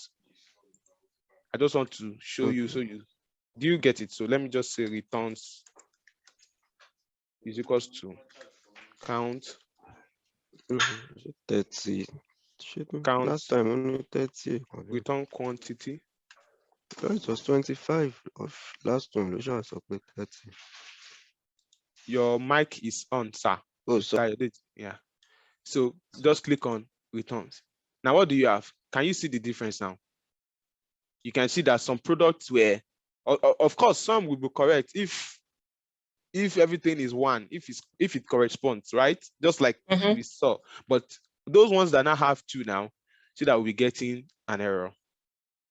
Yeah, Can you see it now? Yeah. So that's that. So I'm going to delete this. Don't need it. Let me take it off here. So we can delete this. Delete. Okay, now, so we've looked at returns, but returns might not really say a lot here, because for instance, if you look at 155 and that means they are returning this water bottle a lot. I don't think that 155 really conveys the right information, like it really gives an insight. Now, the best thing we can do to these returns is to find something like a return in percentage rate. God bless you. So, it's going to give us a more streamlined, so we don't just get confused by this, like, oh, 155, that means it's not good. This, no, you have to look at it, because if you look at it, it was ordered, what, 3,983 times. So you can't compare it to a product that was ordered 571 times and had a return of 12, or a product that was ordered 2,000. So this is more of your own personal analytical skill set. It's not about the tool now, right? So it's overall development for all of us, right? As I am teaching you, trust me, I am learning. Believe it or not, I am learning. Okay, so now we need to calculate the total. We need to know the total, like the total returns, right? Then you calculate the rate. Now that's where a disadvantage comes in here for this particular one. Although maybe you would be able to come here to returns and do something like show value as percentage of grand total. But it's based on the total of the returns, not. It's based on what? Okay, I thought what we want to do before was to probably calculate in percentage of the total order that was returned. I thought that was what we want to do before, or we just want to Based on percentage of what? Like, okay, total order of these products is maybe 4,000. 40 of it was return. So I was thinking we are going to calculate when you talk of percentage, like, I was thinking that I want to use that 40, like how many percentage of 4,000 is that 40 that was returned? Yeah, that was, we can do that. Yeah, that was not even what I was thinking. What I was thinking was, no. You mean the return now divided by the quantity that was bought, right? Yeah. Yeah, we can do that. That was exactly what I was thinking. What I did now is not it. This one is not it. This is this is more of total returns divided by the what's it called? Divided by the total return. The total, yeah, that's right. Total yeah. return divided by the total return. But now there is a clause here. There's a mistake. There's something I want to point out here. I'm coming to you, Mr. Adeji. I understand what you mean. We can do it anyhow. So far, the one you feel will give a better insight, which is definitely the one you said. But I want to explain something there. Now, if you look at this, this total is giving us 100%. And this is wrong. 100% of what? It's like saying 100%, which is normally, this bottom here should be total. I know you cannot understand what is going on until I explain. Now, if you remember, we filtered this thing by top 20. Oh, so, that's true. So what this guy did now was he calculated the percentage based on this total top 20. So that means it's not, and what it should have done, it should be the value of, if at all we want to go with this method, and what is actually happening here is that each individual return divided by total return. That's actually what it tried to do. But because we filtered now, it's doing individual return divided by the sum of the 20 returns here. Do you get it now? That's also another disadvantage of this and another advantage of what? Of Dax. So what we need to do now is we are going to create a Dax function. It's not difficult, trust me. We're going to create a Dax function, and that Dax function will just give us the total value, all. It will just give us, it will just be there. The only value is going to be producing is just that. It's not something difficult. It will just be only giving us the total value, irrespective of whether you filter or not. It's just going to be giving us that total value. Do you get it now? And the reason why we do that most times is because of this. When you need to calculate something like percentage total. Now, you might not understand what I'm saying. Let us visualize it. So let's calculate the percentage now. Let's call it all returns, just for you to understand all. Should we say total return? Okay, we already used total return. So let's just say all returns. It's not a big deal, trust me. Trust me, it's not complicated. So now it's still going to be want to calculate, right? Want to calculate, we already have total returns, right? We have total returns for individual, right? Which is like the sum of all the returns. We already have that measure here, right? But can't we change this table back to the original total returns? Because this is just saying the first top 20 returns. Yeah, we can. The whole thing. We can change it. If I come back here now, if I clear this filter now, you can see. Now, oh, I wish I showed you before I cleared it. Let me see if I can return it. Good. Now look at this water bottle. It was what? 12.6, right? If I cancel it now, it becomes what? 8.4. Okay. Now it's considering everything. Do you understand the difference now? So it's what it did now was it's what, if based on what you have inside of the table, that's what it's going to do. Do you get it now? And that's why we need to create this Dax, right? So let's go back to our Dax. So all returns is going to be calculate. Now, what do we want to calculate? We want to calculate total return. Of course, we know we already calculated total returns earlier, right? Total returns. Now, we could leave it like this, but if we leave it like this, it's just like we are going around table. We are still going to be getting the same thing, right? If I just do calculate total returns now, and I click here now, and I do something like total returns, and I just have total returns, all returns. you can see it's going to be all returns that he gave us earlier. Let me change this one back from percentage to number now. Let me just show value as no calculation. It's still going to be giving us the same thing, right? And at the end of the day, it's still going to. But what we don't want that value to change, irrespective of the filter context. Do you understand it now? Irrespective of whether you are in the column water bottle or you are in the column AWS, we want this value to remain the same. So in order to do that in Dax, is we use what we call all function. Okay? All function. Anywhere you see it, it means do not take any filter context, right? All function. So it's simple. So by the time you finish that total returns, now once you click on comma, press comma, you see that it's asking you for filter. Although this is optional, you can see that when we did not write anything, our formula still worked, right? Because this filter is optional. So if I write all now, don't worry, when you're watching the video again, just try to practicalize it again. I'm sure you get familiar with it better and improve on your Dax and all of that. So all now, all what? All returns, right? Because you are talking about returns, right? So all returns, that's the return based on this return table, because it's asking for a table name or column name. So based on this return, boom. Now watch what happens. Now look at it. Can you see? Do you see what happens? Are you seeing it? So it means even when we had water bottle, our whole return was what? 182. Wait. When we had patch, our whole return was what? 1828. Do you get what's happening now? So that means you can see when we filtered top 20, the total returns is what? 1228. But when we, because of this all that we use, this one is still retaining that value. Anywhere you put it, that is just the value it's going to carry. So it is this you now use to do percentage. Do you get it? Yeah. So that's like the only time that I personally have used it. And most times when I read about it, that's the only time that when they want to define it, they just tell you, you use it, especially when you want to do something like percentage total. So what it does is, irrespective of the filter context, is going to keep that value. Do you get it now? So now if you want to now calculate something like return rate, right?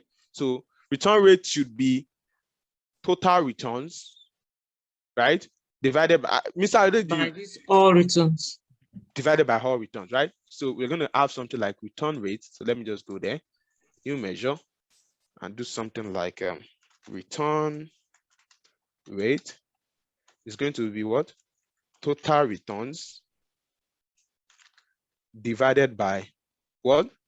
All returns. All returns. So we can click on this. I don't like to have this there.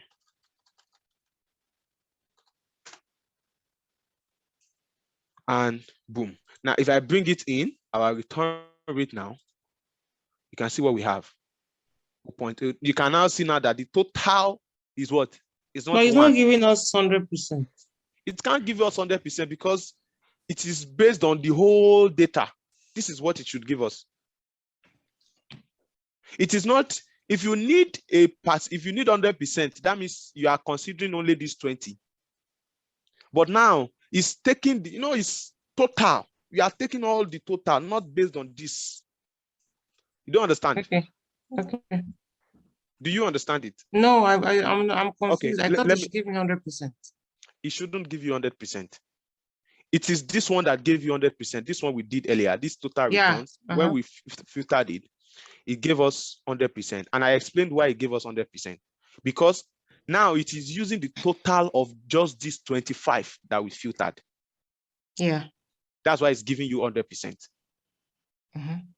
But this one is not using that total. This one is using the total of, let's assume we have 200 products. It is using that total, all.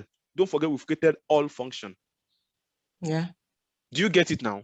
Yes, I understand. So the total, so this was just the first one, this 100% was just the first 20 that we sorted out of the total. Exactly. If you are considering just those 20, which is, of course, a wrong insight. Yeah. Okay. Yeah, okay. Do you get it? Yeah. Because normally now, what should happen normally is, let's assume we take out this filter now, for instance. Let me just take out this filter. This is what we should have. You can see that all our values are still retained. Can you see? Yes. So irrespective of maybe you take it to top 5 or you take it to top 20, your rate should still be the same. Since we are just looking at the top, we are not changing. Okay, let me show you further. Let me just Control Z. Okay. Let me Control Z so you see what I'm saying. Now, let's still look at this 20 again. Now, I'm changing it from 20 now. Look at it. I'm changing it from 25 now to, let's say, 10. Now, don't forget, what about 2 years was what? 12.62, right? Oh, okay. 12.62. I understand now. Yeah, I understand now. I understand. Let me just make that example. Okay. Okay. So if I change it to 10 now, you see that it will change as well. It becomes 20 because now it's looking at just this 10. But we still want it to, which is not right? Because you look at this data now, you decide that the return rate of water bottle is 20%. Is that correct information? No. No. Do you get it now? So that's how we kind of do. Whenever I want to do anything like percentage, that's what you do, right? Okay. So, Mr. Adeji, I think it's your method that should be so we should do something like return over order, right? So that we know the rate at which they are returning what they ordered. I think that's a better manipulation. But it's good we mentioned this because I think we might still need it for, I don't know. Maybe we might still need it. I'm not sure. So, but it's good we mentioned that anyways. So let me take off all of this and go to the right thing we are supposed to compute. What's your total order screw? So the right thing we're supposed to, we have to compute is total, the return per order, right? That's what we want to check out now. So let's check out. Are you with us, ma'am? Yes, sir. Do you understand what we want to compute? Return per order, you say? Yeah, return per Okay. order. So we want to see the returns per order. Again, this is just, if another person was doing this, maybe they wouldn't do all of these returns per order. They could pick it so it's about what we feel, right? So returns per order now, if I add it to this, so you can see we have this. So we can just change it to something like percentage. Just click on the measure and come here to general and change it to percentage. And you can change it to something like 2 decimal places. I think that's fine. So you can see. So that means the return per order for water bottle is what? 3.89%. Right? Do you get it now? Yes. So let me take off everything now. Let me make it all of the product. So you see, we had, you can see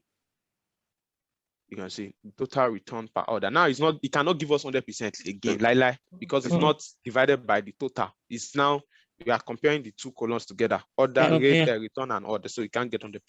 So, but you can see now, that look at a product like this now, even with 957, you can see that the return per order rate is 4.49. It's even higher than the one that they ordered most. So you can see this is a better, some are 9 points. I'm even seeing 9 point something here now.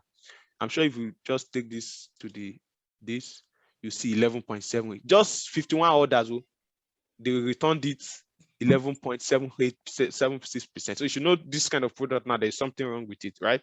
Or why people are returning it. So these are like better insight, excuse me, that you can bring from this. But again, we just want the top 10. So I'm just going to top 25. So I'm going to do top and again, and go to 25. Based on what? Based on total orders, basing it on total orders. So we have this. Okay, then we can add maybe background. Now we can remove this total because this is deceptive. This information is not needed here. Since we are not considering the information is not needed, it's not useful. So they don't think the total orders is 18604 when it is actually basing it on what we have in the list. So we can always turn that off. So when we come here, we come to total, can turn it off. So you don't have anything like total, right? So you don't have that information.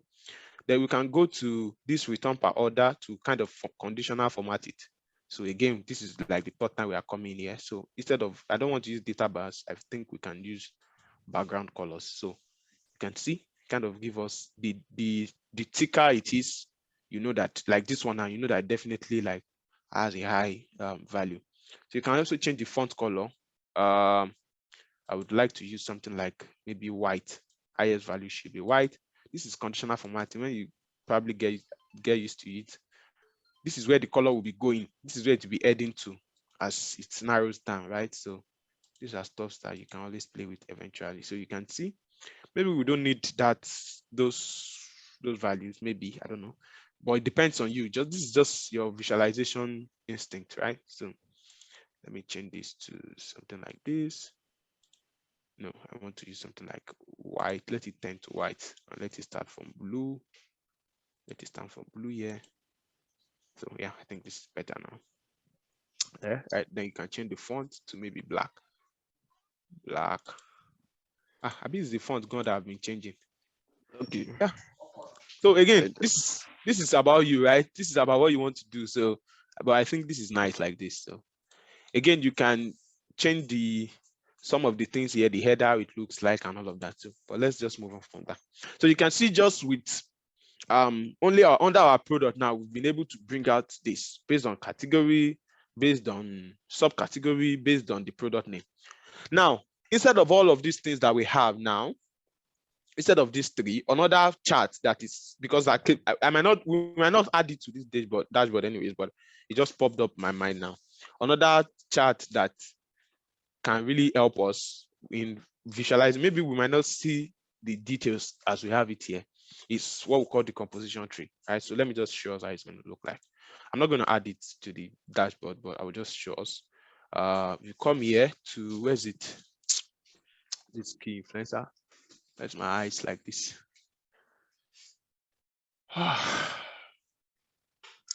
Okay, the composition tree, this is it.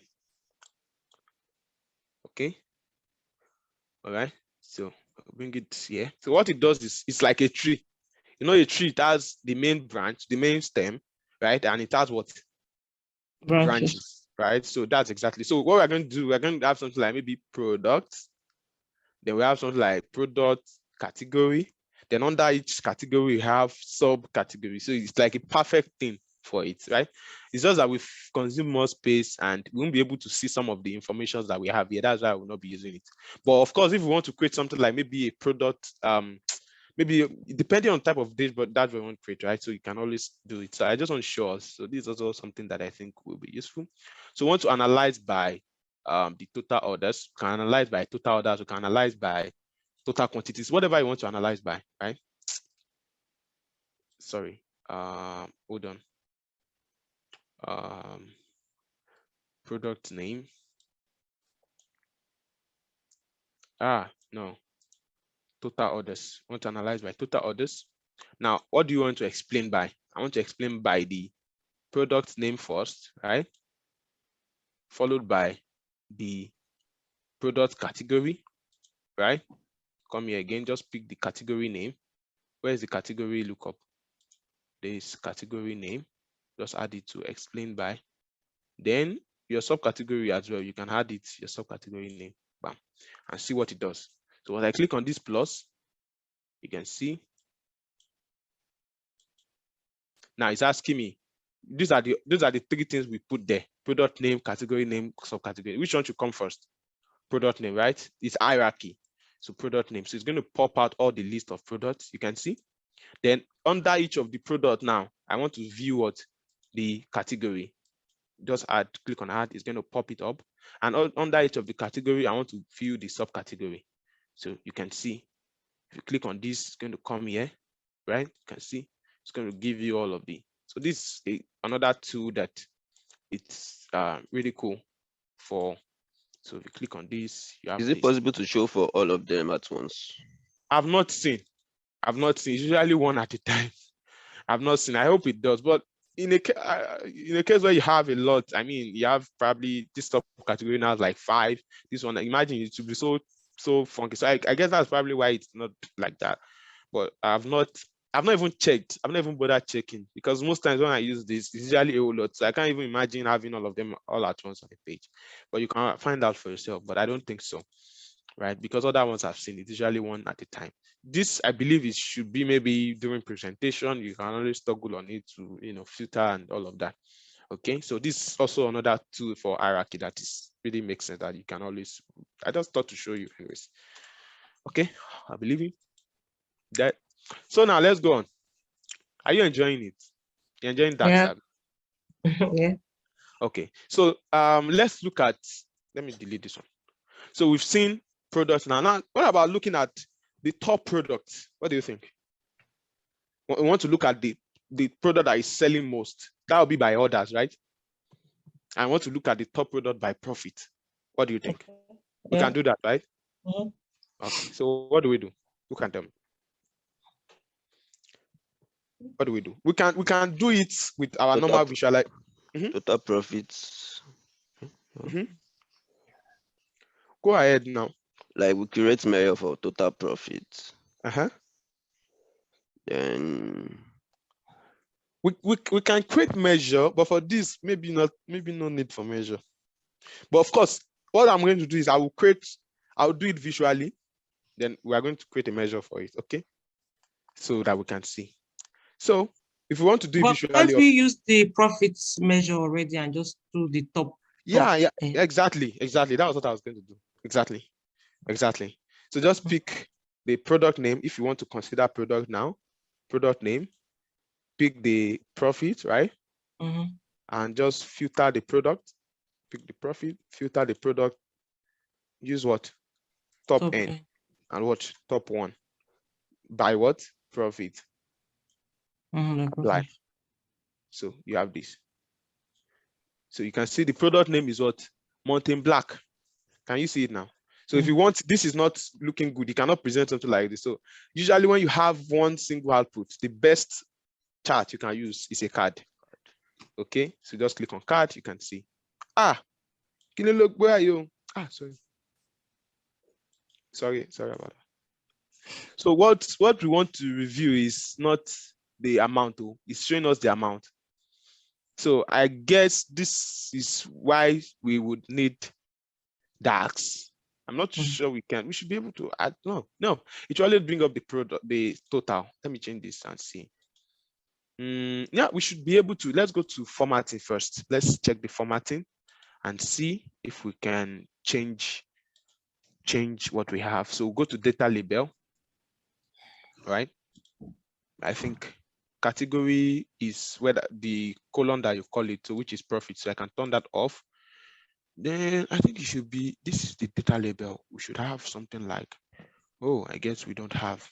So we might have to, we don't have it. So we might have to, we don't have that option here to change. Sometimes you have option that, okay, what do you want to display? Is it the category or this? I think it depends on chart, what you are using. Maybe a pie chart, yeah. When you create a pie chart, it asks you whether you want to display as percentage or maybe as the value and all of that. Maybe this is the limitation here. Of course, when you want to do something like maybe the highest paying profit, you can probably use this, right? So maybe we need to create DAX for it. Maybe, but I think this should be done. This should be possible. I don't want to believe so that it's not. Okay.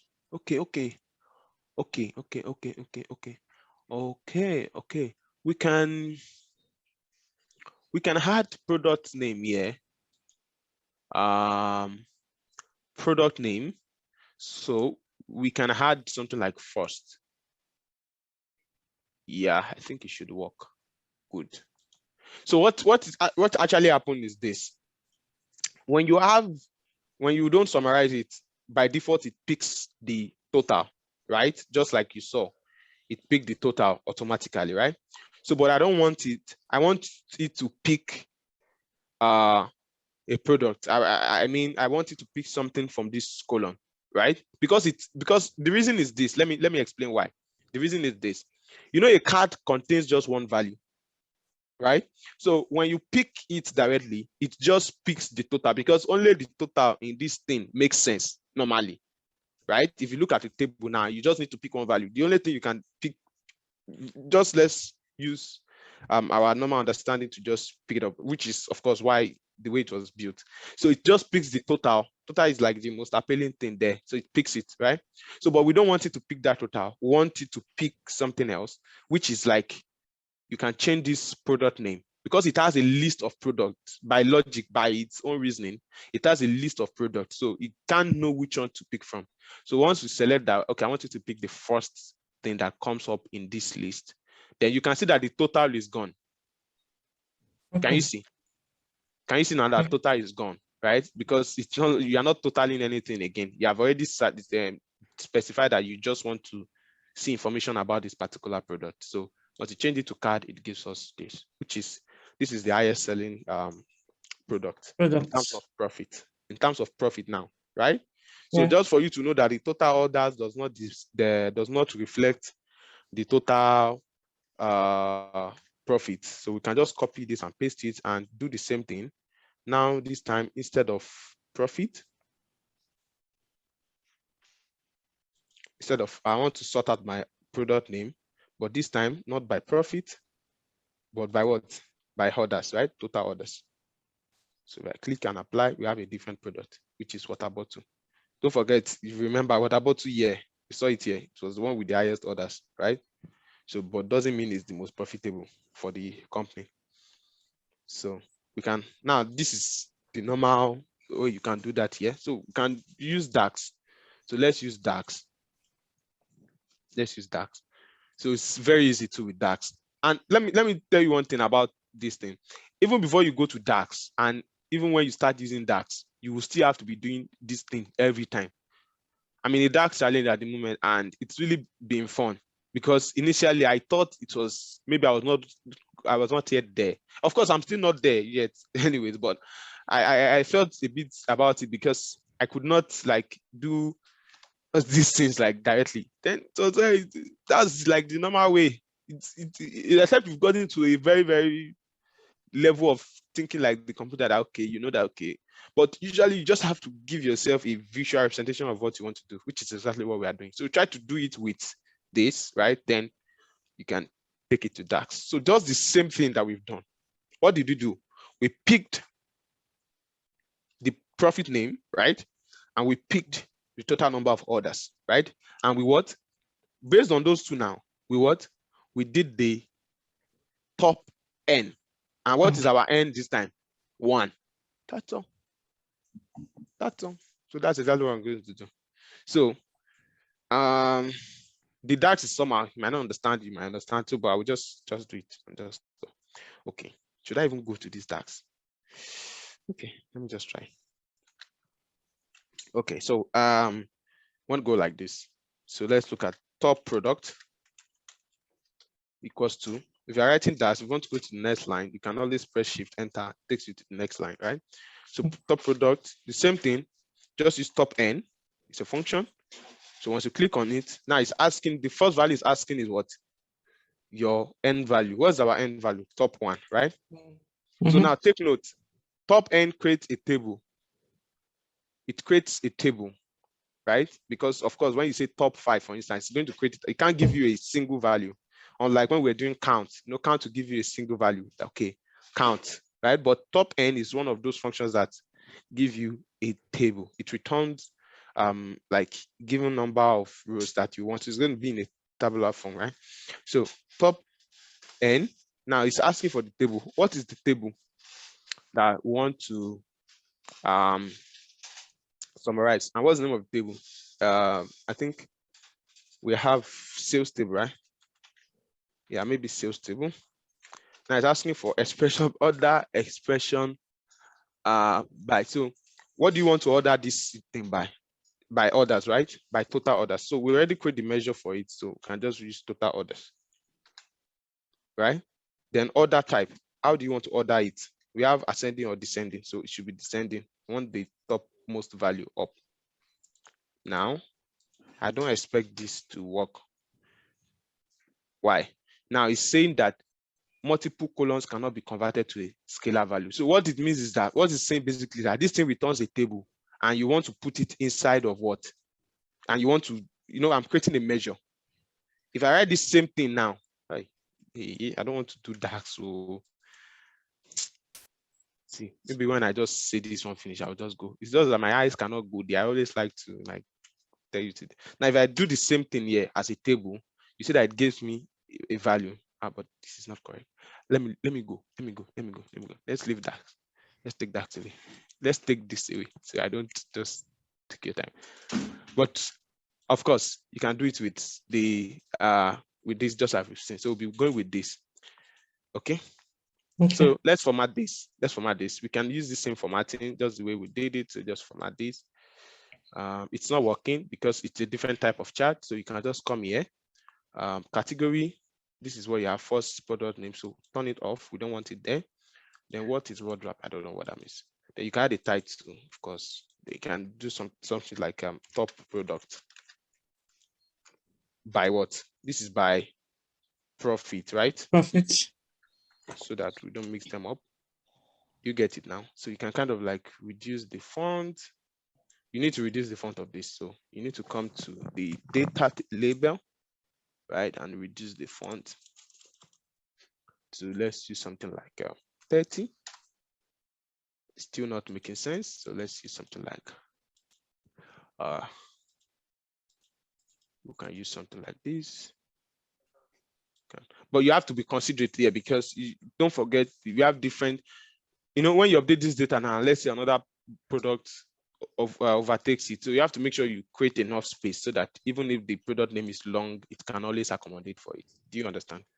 So same thing, you just click on this, format this, and click this, and it will be formatted to that. So, but this one does not have a title, so it's not appearing now until we write the title inside of it. So you can see the title is empty.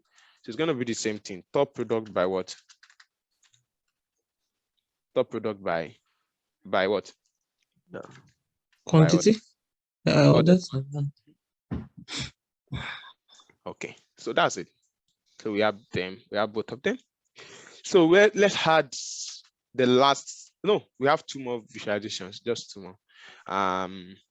We're gonna add. We can add a map, right? Because I think we have country there, right? We have country, so we can add a map. We have territory keys. So, and if we check those, let me delete this. So maybe if someone is watching the video, they don't think where is this one created again?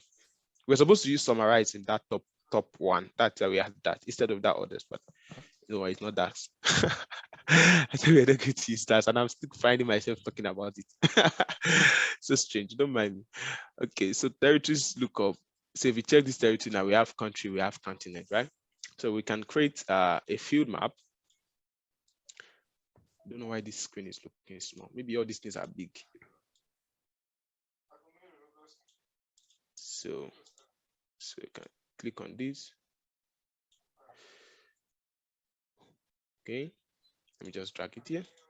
So now we can bring in our map. We can use a field map, right? So this is our map.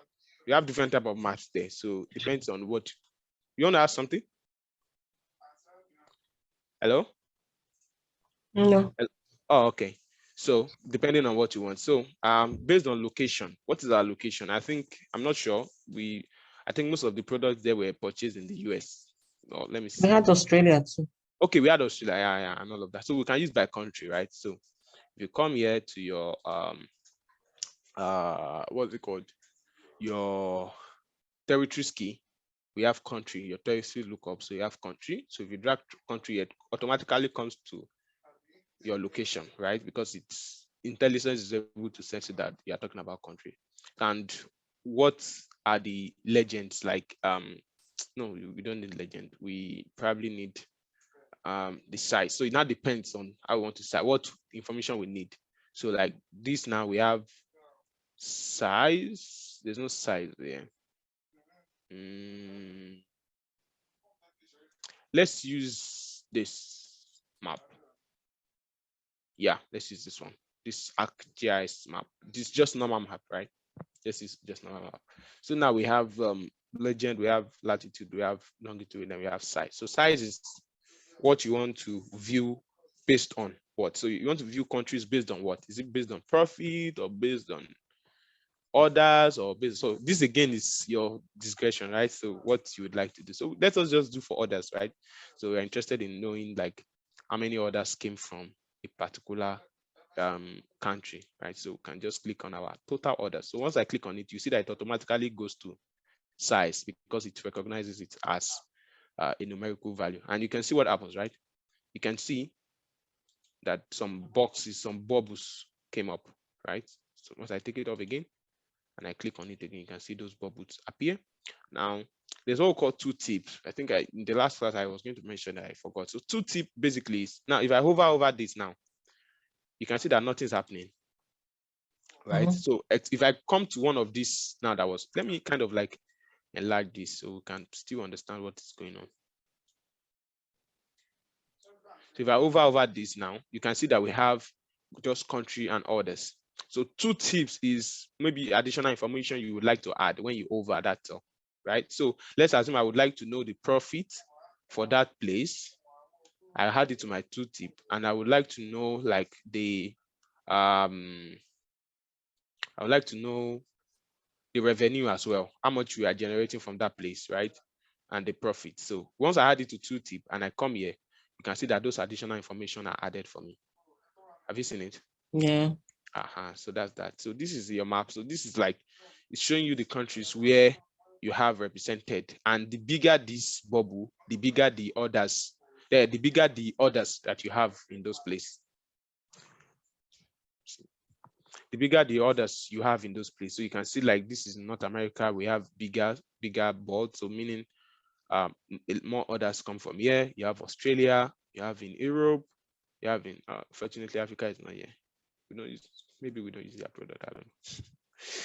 Okay, or because it's an iPhone. Okay, so don't mind me. So that's it. So that's the chart, the map. So that's very simple as it is. So you can just reduce this to fit, and again you can just format. Let me see if I apply this format, maybe it's gonna work. Okay, yeah, it worked for this. So we can, maybe you can change this. Maybe you don't even need this description, because of course anyone who sees this, once they hover it, it tells them what you are trying to view. And that's why we added that tooltip. So it tells you, oh, you see United States, oh, the total orders in United is 8,700, the total revenue is this, the total profit is this. You get that, right? Yeah. Do you understand it? Yeah. So those are like the important features that we can have, because we have countries. It's not like you have this map in all of your data, right? So it's just based on what we have. So let's add one final thing. Then I think we are almost done with this, because a dashboard usually contain few charts. Not a lot of people. You see some people just put all the charts. Like I said, dashboard is not for you to have all the charts that is possible. No, the key thing is like the key things, and it depends first on who you are reporting to, what they need, the user needs, and the end user, right? So I feel with this information for a marketing department, it tells them, oh, these are the top products that are selling in terms of orders, right? This is the top product selling in terms of profit, right? It tells them, oh, which country? This is a country that I think this is pretty cool enough, right? So we can now add, for our report, we can now add every other information. And that's what differentiates a report from a dashboard. A dashboard is just a single page summary. A report is multiple page, as much as you want. So that's where you can add maybe other information of maybe products that are not selling well. Now it will now be bottom end, not top end, right? So that they can maybe make recommendations for me. Why? Maybe those products are returned, something like that, all of those things. Business perspective. Now let's add this, dealing with orders and orders. So there's something that if we don't add here, I think generally it's a blow on our part as an analyst, because you are dealing with something with orders, with monetary. So we can look at some KPIs, right? So KPIs are performance indicators. How are we performing? How are our products performing based on this month, based on last year, based on all of that? Again, we are going to see this part of Dax. Even me, I go back to documentation So we are indeed together. Okay. Should we take a break again or can I continue? I don't know. I think we can continue. Don't know about IDG. Yeah, we can continue. Okay. So we are indeed together, right? So thank you for that. So we need to create a KPI and we can look at something like monthly revenue. You know, when you go to a meeting and you're presenting, and of course, all this information are overall like what has happened in the last from 2015, 2017. This is all of the data, but we can look at more specific, more timely this thing, like maybe the present month, right? The present month, what happened in the present month, what happened in the last month, right? What has been our performance? That's KPIs basically. So they are like indicators as to whether your targets have been met, whether the directions have been, and all of that. So we need to work with dates now because we are talking about time, right? So we have a couple of dates. We have a couple of date intelligence, right? Time and date intelligence for Dax, right? So we can just now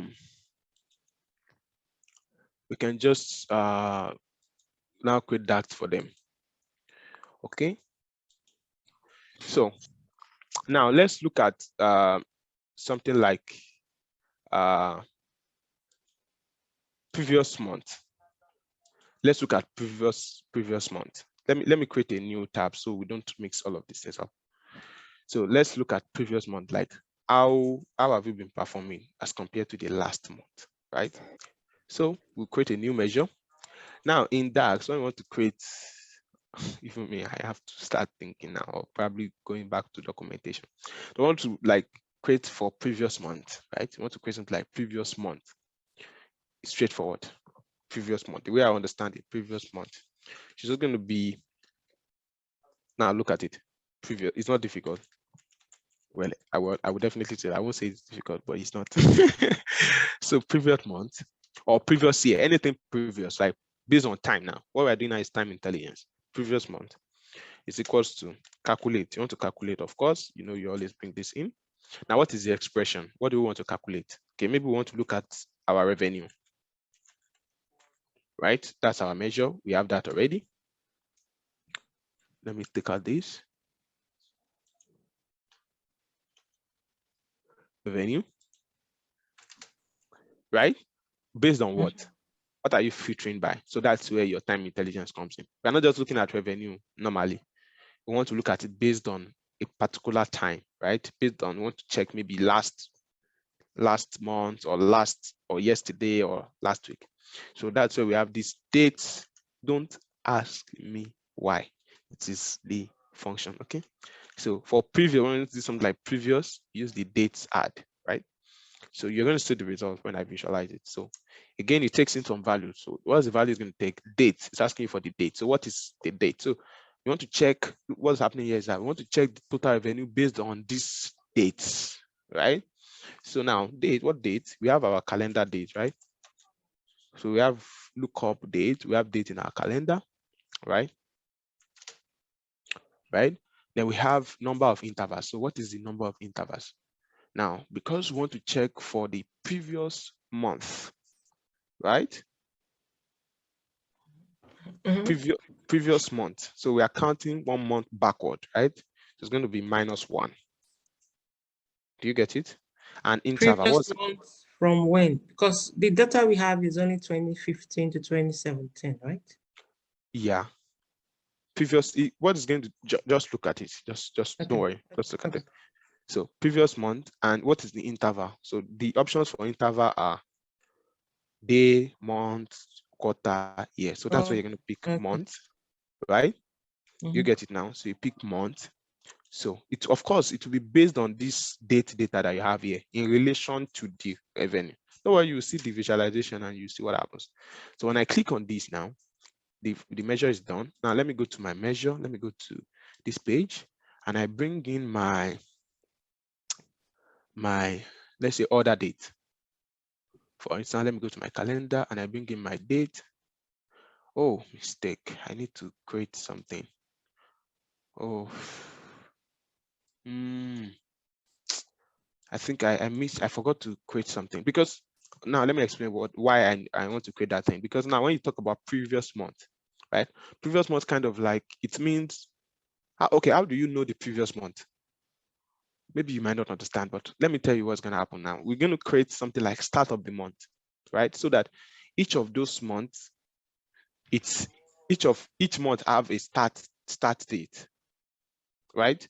So Okay. each month have a start date, so that even if today is, let's say today is 19, right? If I say previous month, it's still going to give me the result for last month, because what it's going to do now is it's going to take that last month result.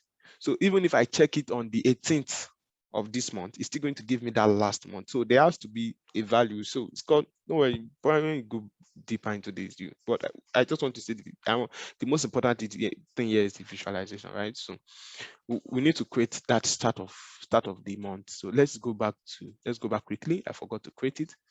I knew I forgot. I definitely would have forgotten something. So we can just go to calendar, right? From here, you can add in a new column, go to your date, go to year, you can create, or let's start from day. You can go to day, you can go to month, you can start of month, right? You can see now, you can see on the 1st of January 2015, what is the start of the month? 01011. On the 2nd, what is the start of the month? It's still 0101. Do you get it now? So it's like it's giving us a permanent value for a month. So we know that, okay, when we say, okay, start of the month, of course, when you say first now, you're talking about the result from, okay, for instance, when I say 1st of April, it means I'm talking about the result from 1st of March to 31st of March. You understand? It's a way of giving us, don't worry, I'm not here to explain all of this, but please, when you go further on it, I'm sure you understand. Okay, don't worry. Just follow along what's going on. Then we can create for start of year as well. Maybe we wouldn't need it, I don't know. Then we can create for maybe, we don't need start of quarter. I don't think we need that. We can create for, we need day of the week.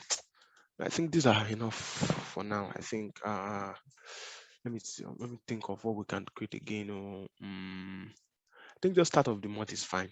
I think the start of the month is fine. So let me stop there. So it's going to run that query all over. So we have it now. So if I take off this, if I click on this now you can see that I have this option now under my date table, start of the month, start of the year. So once I click on start of the month, right, and I change it to, I don't want it to give me the hierarchy like this, just give me the start of the month is what I want. So now you can see, instead of us having all the dates, we just have 1st of January 2015, 1st of February 2015, 1st of March 2015. This is what I want, and this is why I created that start of the month. This is what it means. It means it just gives you the month, the first day of every month, right? Don't worry. The reason I'm doing this is because of this previous. So it's because of previous I'm doing this, so you understand what is going on now. Just look at it. Just watch. Just watch. Now, let's go to total orders. Let's just bring total orders here. Now, if we check total orders, we can see that in January, this is in January, we had 184 orders.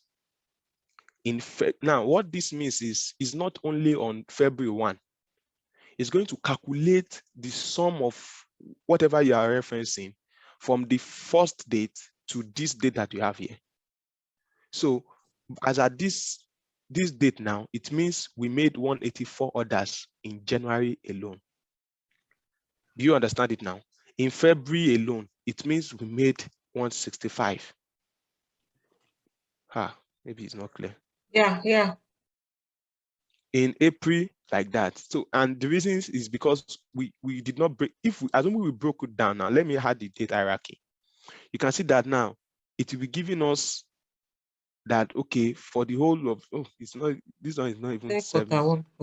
Yeah, it's not even 7. Let me just add date.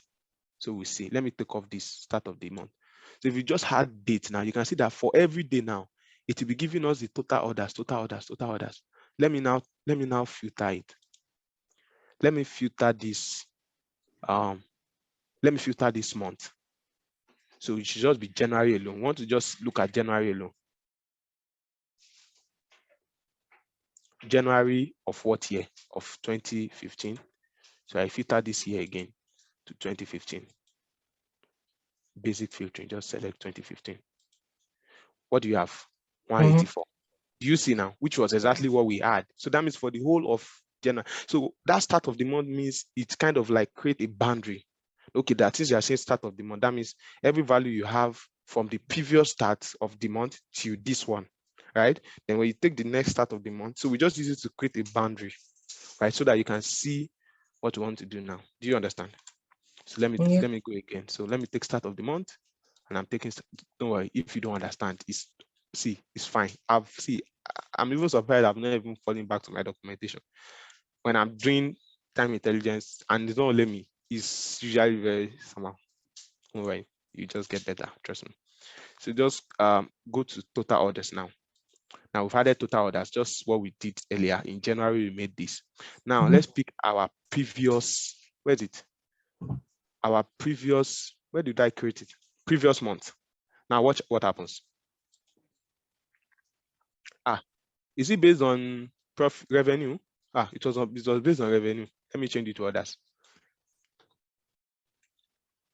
So I want it to be based on others.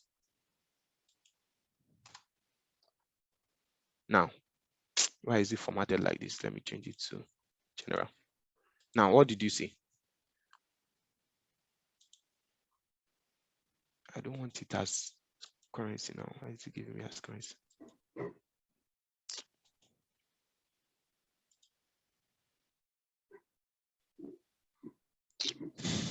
I think it's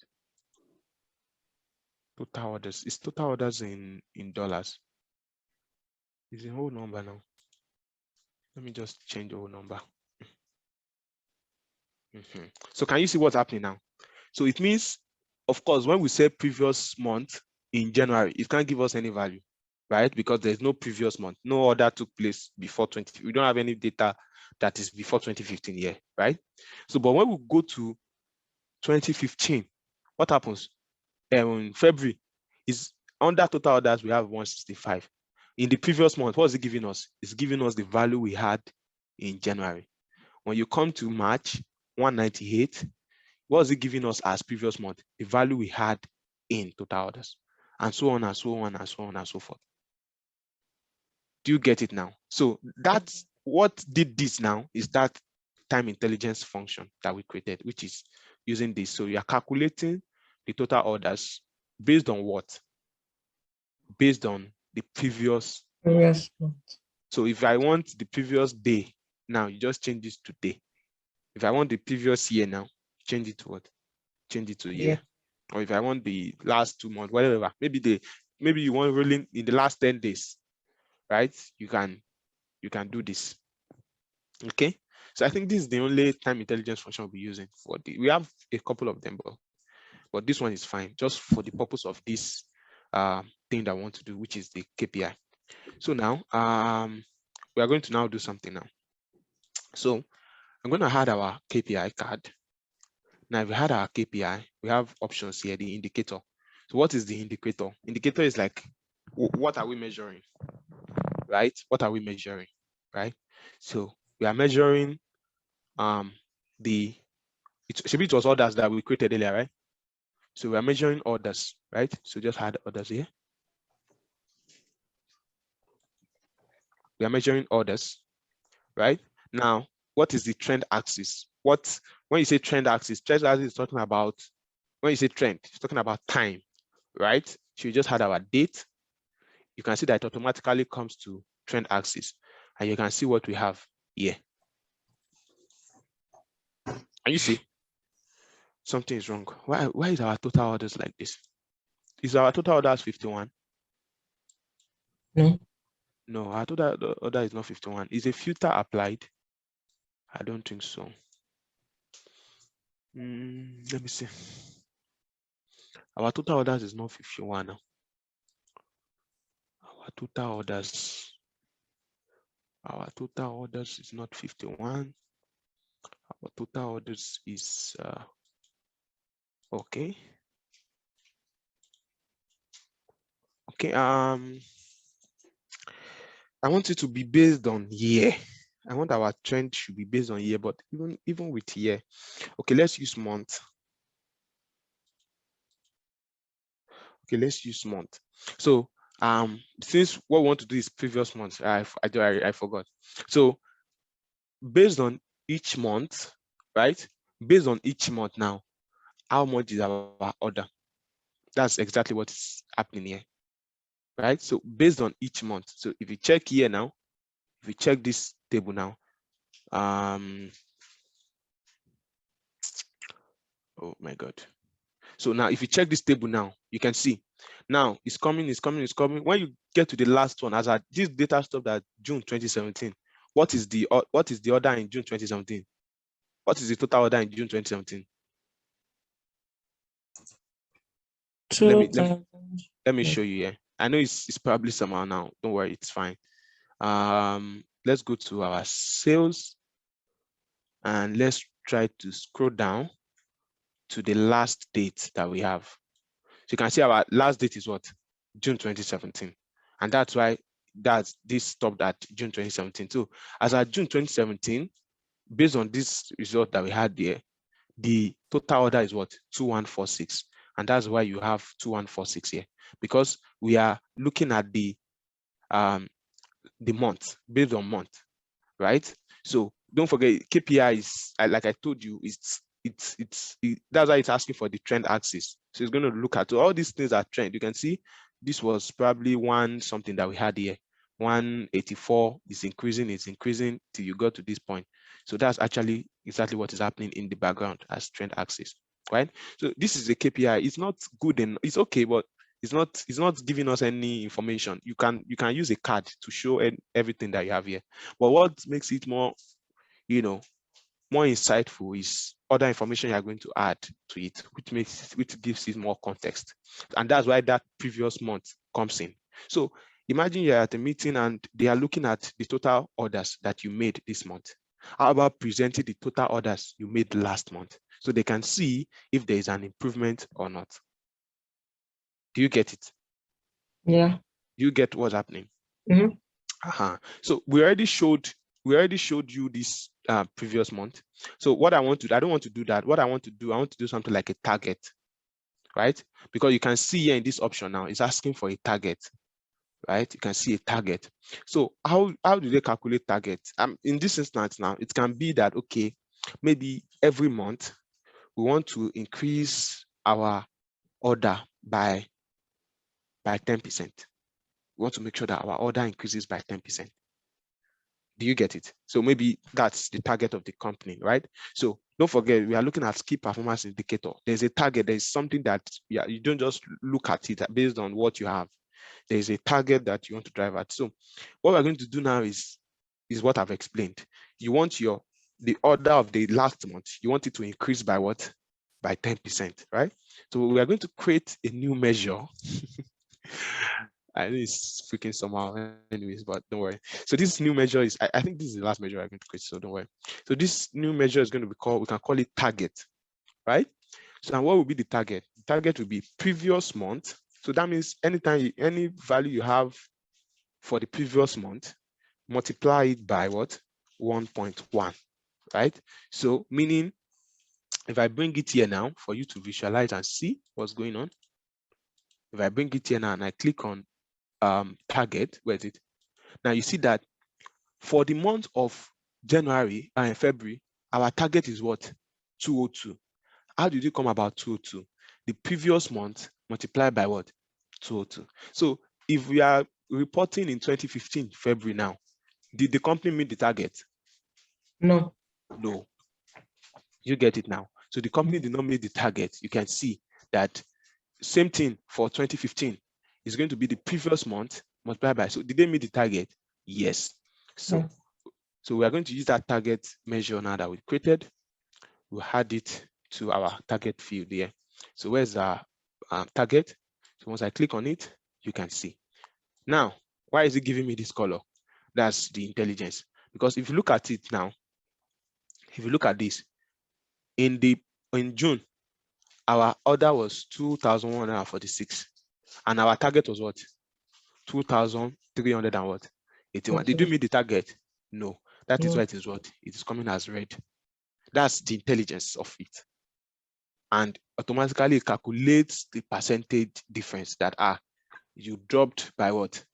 Imagine this alone is containing like 4 or 5 different information that if we did not meet our target this month, we had a total order of what, 2,146, but our goal was 2,380 something. So that means our target failed, right? So let me change the name of this. Let me do okay, you can see this is where you can change your color coding, right? You can see. So when you have green now, it means it is good. We have bad, meaning that's why you have red, right? So let me just change the title of this, and we do exactly the same thing now. We do it for, so this thing will be total monthly orders. Monthly orders. So we can format this, pick the formatting, and this. I think it should work here. So we have the monthly order of this. I don't know, maybe because I'm working on this screen, I'm not able to manage my space. If I'm on the other screen, there's usually this way I'm able to, it's like although we have a couple number of charts here already, so it's understandable. Okay, so now I can just copy this and paste this anyway. So this is for orders now. Let's do for revenue. So our revenue for last month, let's see whether we were able to meet the target or not. Do you get it? So exactly the same thing we have done for orders, we are going to do it for what? Revenue. We'll create the what? We'll create the revenue for the previous month, right? Then what? We'll create a target for the same thing, 1.1, right? So let's go. Can we go? Because of time, I would have probably preferred you do it by yourself, but don't worry, I'll do it. So just to save us time, so let's copy the code for previous month, and this is previous month. Let me name it previous month orders, right?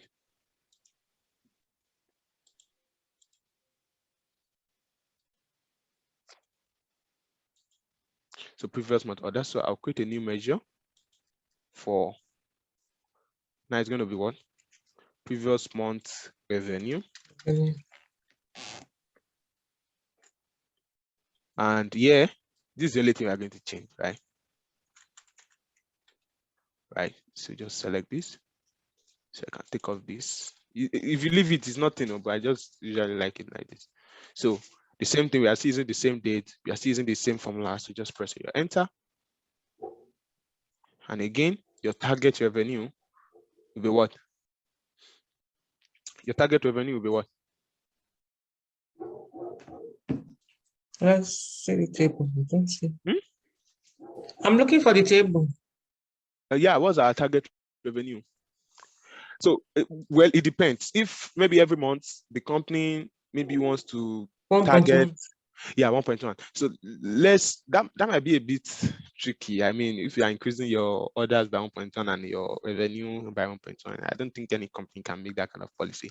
But let's just say, okay, the target has to be that the previous month, right? You made more than the previous month. I think that's fair enough, right? So you don't put all your workers on. So let's just use that. I think that's fair enough. So I'm going to take off orders now. So we're going with revenue. So the reason I copied and pasted it makes it easy, rather than having to start all over again. Yeah. So total, now we are working with our total revenue. That will be our indicator. Start of the month. Oh, big one. It's not. Okay, now let's look at the target. Our target is no longer that target because that target was for orders, right? And that's why if you click on it, you can see it is like 76,615% increase. Any company that made, even Elon Musk, I don't think he made that in the short time that he blew up. So, and it's because the target number, of course, was very small. So we need to pick previous month. What are we looking at? Revenue, right? So previous month revenue. It's still green anyways, but it's 3.3%. So that means in like the previous month, let me change the formatting of this to, let's say, just have it like 1 decimal place. What am I even doing here? How do they even format this? I forgot again. My mind is okay. Don't worry. Let me just leave it like this. I can't leave it like this. We have 1.8 million orders, right? For that month, and the previous month, which was our target, was 1.7 million. That means we passed, right? So we can change the formatting here, I think. So if I come to indicator is the first one. Display unit, display it in millions, right? We have millions, so probably, yeah, so we have that. So that's a way of changing it. So we have our monthly orders. This is a more interesting KPI now, right? Our monthly orders is 1.3, and in the last month we made 1.7 million, right? So meaning we are on track. So let's do the last thing, which is for. Sorry, I have a question. Like for this now, I think we're working with the last month on the calendar, which is on 30th of June 2017. 2017. In a case where we want to work with, let's say, probably there is a need to go back and we want to compare maybe January 2017 with December 2016. Use your filter. Use your slicer. I would do that now. Okay, just give me a moment. I'll be creating the slicer now. Okay, why is this thing looking small? I'm confused. I'm feeling like, let me check the page size. It's looking so small. I'm not even, maybe it's my eyes that are making this thing big. Okay, we'll be using slicer. I hope that answers your question, sir.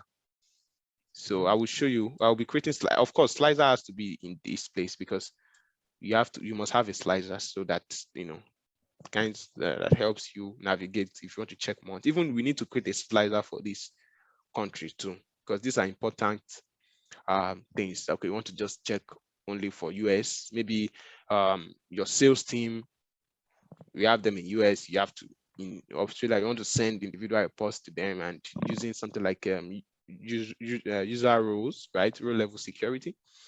So of course, that's the way to go about it. So let's just quickly modify this. It's not monthly orders. This is a monthly revenue. And I think that font is too big. So I'm going to reduce it to, say, something like this. 15 is fine. Yeah. So let me just use this formatting for this one as well. It will change that size. Okay. So this is bigger. Ah, what did you have here? Why did it change? Let me control Z it. Why? Okay, maybe I clicked the month. That was how I feel that. Let me just come and change it here. Okay, so change it to 15. All right. So these are our APIs. So, and lastly, we're going to create for the same thing. So returns, do we need to create for returns? No need, just the same thing, right? So just check the previous return, check the new return, whatever thing you think will make sense, right? I think we should probably need to calculate profit. Profit is the most important thing to see. Although we are selling, the revenue increased, but did our profit increase, right? We need to know that as well. Should we do for profit, or you can always do that later? Because of time, let's leave that. So it's just the same process. Just create your Dax, and you're going to get whatever KPI that it should be. So let's create our slicer now. So the first slicer we'll be creating, this is slicer here. You should know that by now. you can see the options is asking you to, I selected the map. Oh, sorry, this is slicer. This is the slicer. Sorry about that. So it's asking you for the field. So what do you want to slice? You want to slice by the date. So you can just click on the date. It comes here. So I usually love this like this. Of course, we have different options. I think I showed you last week. We have maybe before. If you want to check before a particular date, you don't want them to like modify one part. So use before or after. All of that. It's not supposed to be a class, but I'll just show you. So this is the drop down. For dates, the best one, and I recommend always use is this. So because it gives you easily.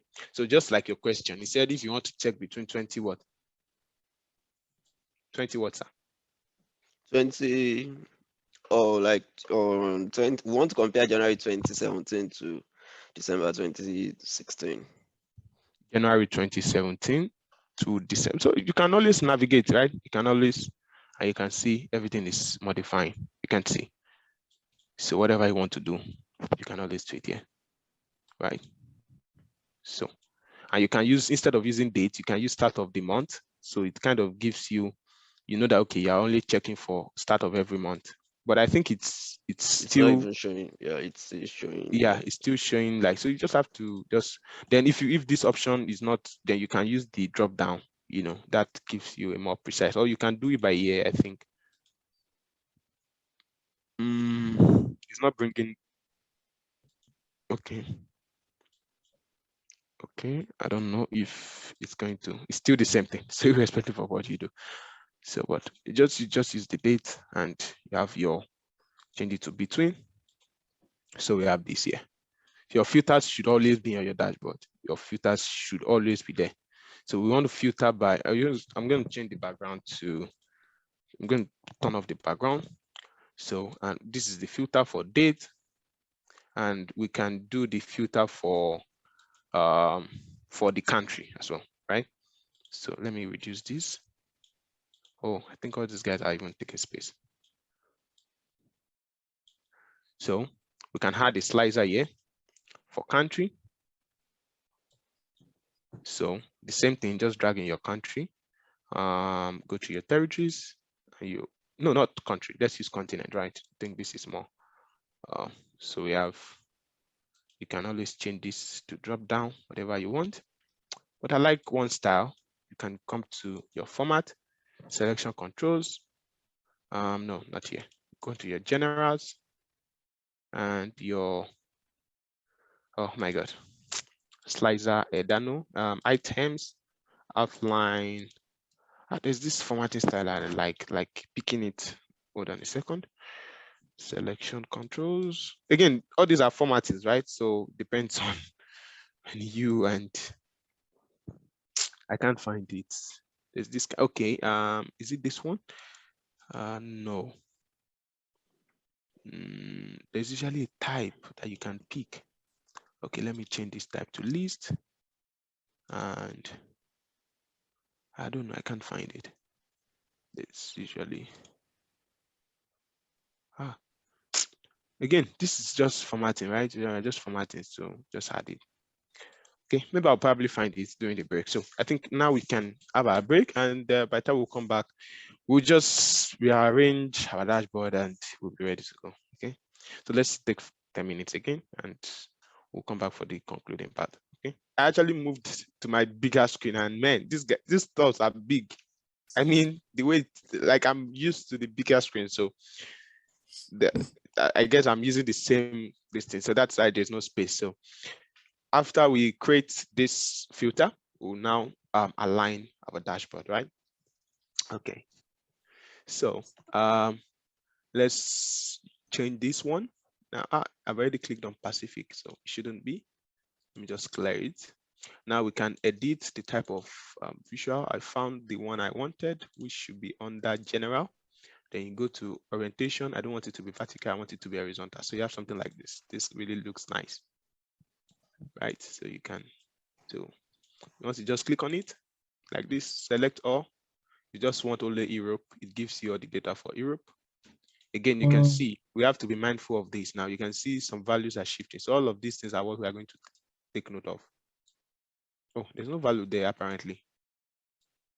There's no value there apparently. So if I want North America, it gives me the value for North America, right? Okay, so this is cool. I think we can just clear that filter. So we have this. So let me change the background now to let me just turn off the background. I don't want any background for it. So with this, I think we are done with our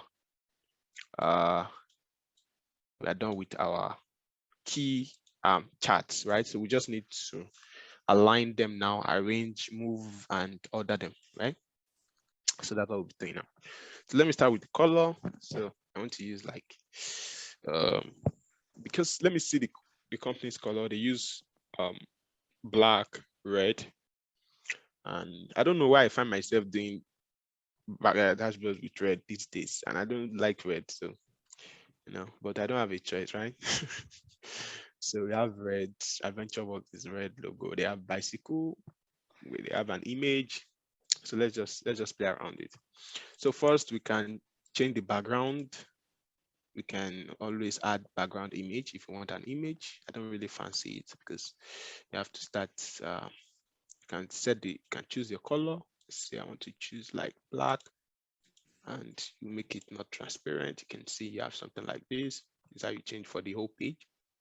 All right, so you can just do something like this, depending on how you want it. So now if you notice, because we remove the background of all these things, you can see there, you remember when I told you that they don't have a background, right? So you won't know because it was white, but now you can see this one has background. You can see that it's forming a white shape underneath, right? You can see it, right? So come here again to background and you turn it off. So you can see that it is neater, right? So depending when you want to change your color, you can, again, all these things are just preferences, right? Based on how you deem it fit. But as I understand, and based on those who have seen as mentor, so one of those things is that when you are creating a dashboard, after creating all of this, you can like create in Excel. I do that in Excel, but in Power BI, I don't really do it. In Excel, I kind of like use text shapes to kind of like form what I would like to see, right? What I would like to view. I kind of form it. So I just copy and paste, drop it there. It makes it easy at the end, which is really true. It makes it easy. But in this case, maybe I would not be doing it. We just try to visualize, just try to arrange by ourselves. And when you're visualizing your dashboard by some rule of, I don't know, I forgot the name of all those rules. Typically, when anyone looks at your dashboard, the first place that they look at is this side. So that's why the key information should be at this side, right? So some people probably put logo and information that are not necessary. They are not, again, these are common visualization mistakes, right? So this side, because the way we look at it is like F. So start from here like this, from your left side down. Make sure you have important information there. And the next place they will look at is, you can notice yourself when you see a picture or anything, especially if you are, where we write from left to right, right? So tend to look at this side first. Then you go to the next one, look at it down, then go here. So that's basically it. So you have to put the key information somewhere here, right? So, and recommended, you can have titles here, that kind of like show what, for those of us that probably follow my LinkedIn and some of you've probably noticed that I usually have like the title, something like a title, but make it enticing, make it engaging, not just analysis of this. Yeah, we know it's analysis, but if you can just maybe raise a question, raise the curiosity of whoever is going to be viewing the dashboard, like something like this. You can say something like which you can do something like which product is or where is it depends on now the end user and the scope of your analysis, right? So if your analysis like maybe you want to target an area or something, you can give it a title like which country is next to target, something like that. That's that raises questions, and they can get their answers from there. So you make sure that question you're asking, the dashboard is providing the answer. No, not that you ask a question and at the end of the day they don't find the answer. So that's it. Okay, so I think in our case, what we have looked at majorly maybe we have KPIs, which are like the revenue that we are making and all of that. And we also have the top products based on profits. We also have the everything we have been doing has been on revenue, profit, revenue, profit. So we can look for a topic, a title around that. So you can create a text box. Yeah, there's a text box. So you can type your value, whatever you want. You can type something like I'll just write something dummy for now. We're making profit. I usually like it to be like a question. So you can increase the size, something you can elongate. Again, you will notice that the background is white. So come to background, turn it off, you can see. Then try to drag it somewhere here. Can reduce this font to 36, or let me make it 40. Right? Are we following? Yeah. This one is easy now. It's not Dax. So this is just what we're doing basically is just so kind of like reduce this. You can reduce this now. So okay. So I usually like to have my guys have background. Let me reduce this. No. Let me just reduce it temporarily for now. So I usually like my top to have like an header, right? Again, this is preference, right? But even if you are following preference, there should be guidelines that you should be aware of and you should follow. Okay. Okay. So are we making profit? So you can bold this, can reduce it a bit. Let's say 28. Okay, it's too small. Let's use 32. Okay, I think this makes sense. So I can add again, I can insert a shape, now a box. Can have something like this here. I just want something like a border, right? Something here like this. These are like for me. This is for me. So you can always adopt something for yourself, right? So you can give this one maybe a black color, depending on how you want your distance. So I think I'll be going with black. So you just come here to fill, change it to black, then you take it backwards, right? You want to send it backwards so that what you have here can come up. Send to back. Now you see that they come up, right? So then you can change the color of this one to white. So you can have it bold. You can always edit this as well. So all your colors can come to white. Yeah. So you can come here to our slides, our date inputs. The font color should be white. Can you see now? The size can be 10 or 11 as you want it.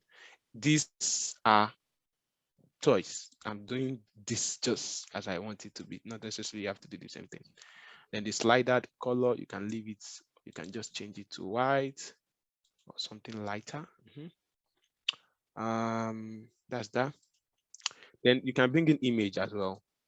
So let me try to download the image of AdventureWorks on my system.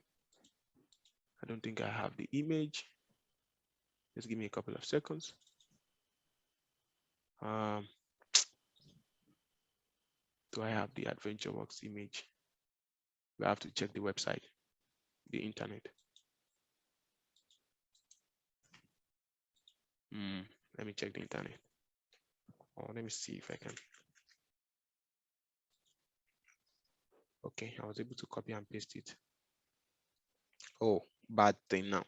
So you can see now that this image now is like, it's black, that's black. So maybe we might not be able to use it because it is black.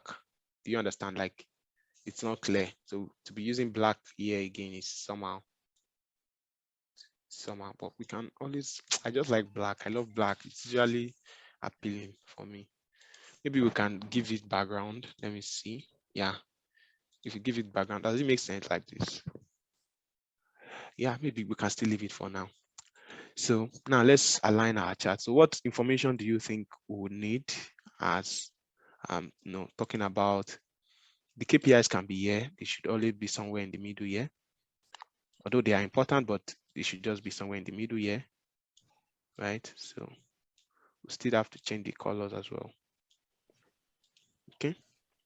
So then top orders by categories. Do we need by categories first or by products? Which one do you think should come first?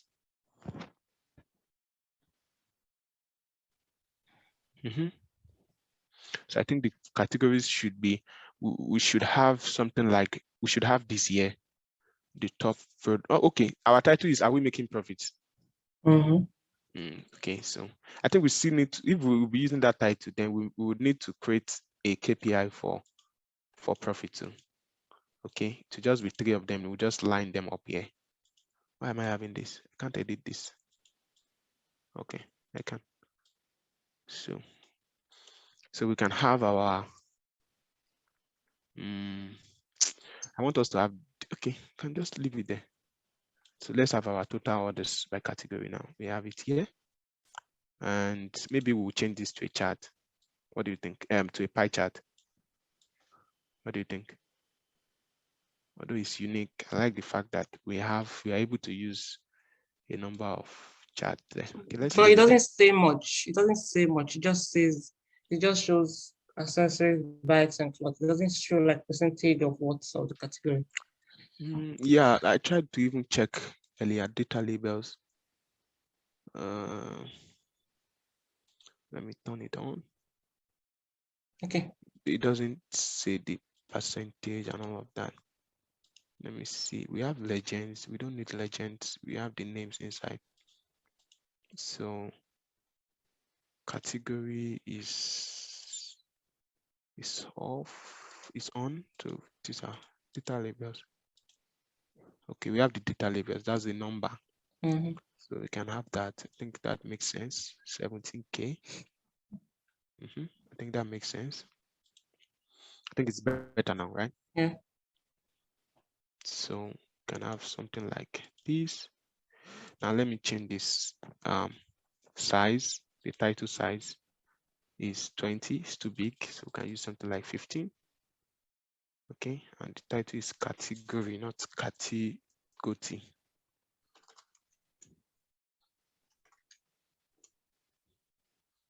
So same thing, just format this.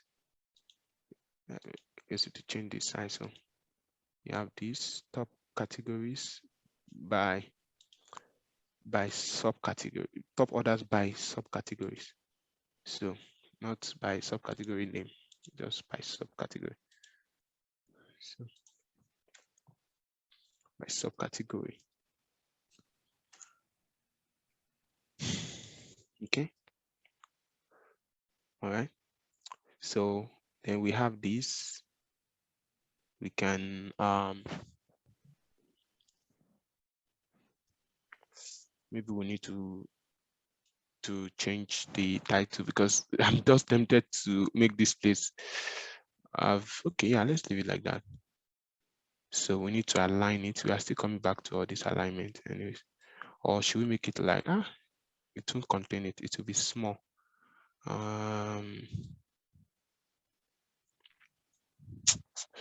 Okay, I think I'm thinking we need space for this. Yeah, why is this thing looking like this? Why is it not allowing me to?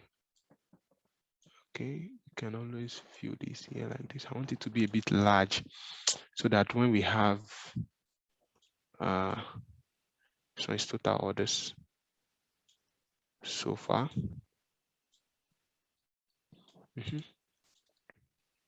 Like this size, same size, yeah.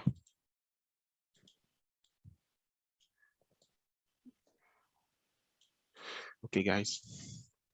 So we can, this one as well, we can bring it up. I try to bring it down. So it will be the same alignment with So let's reduce this. We can't use stop. We can't use stop 25. So let's just use stop 20. Okay. So then we have this.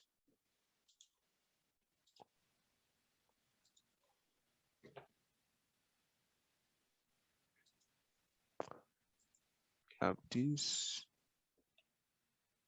Okay.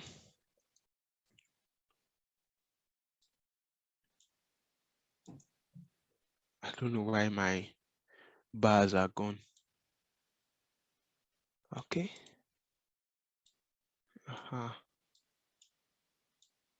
Okay.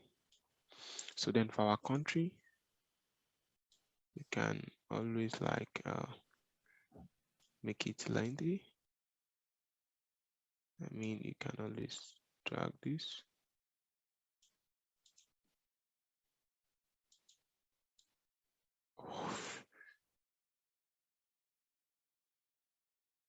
Bring it down. This one too. You can bring it like this.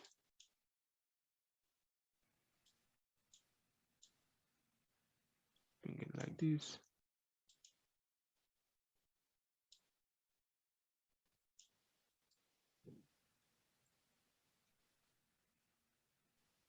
I want to remove the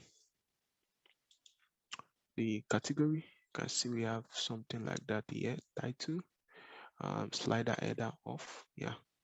So we can reduce this further. Just have something simple.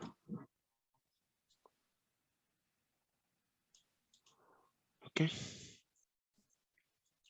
Then can have this.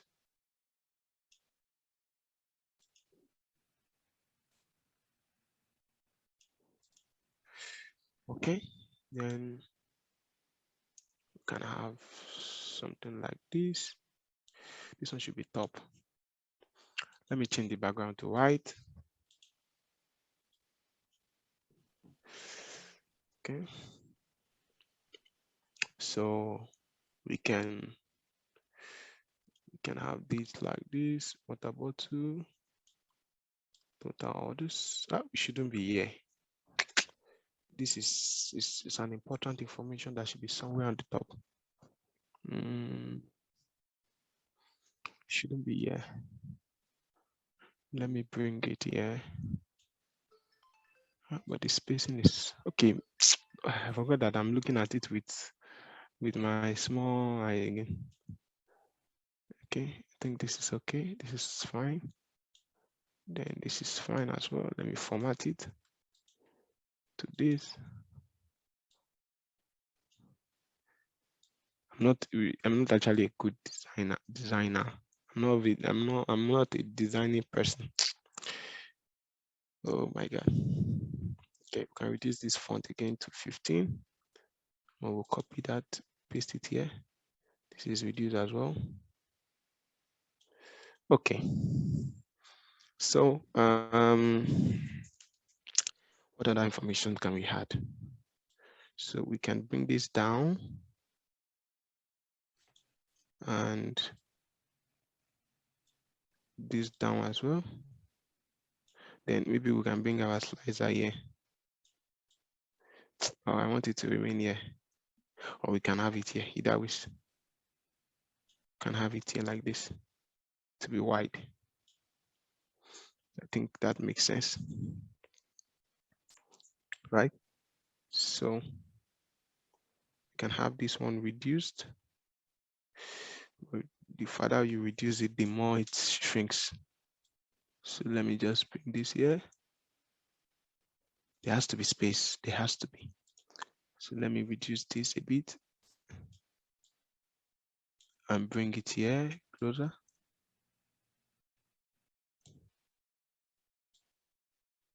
I want to create space between this margin and this margin. Perfect. Perfect. So let me format this to be black.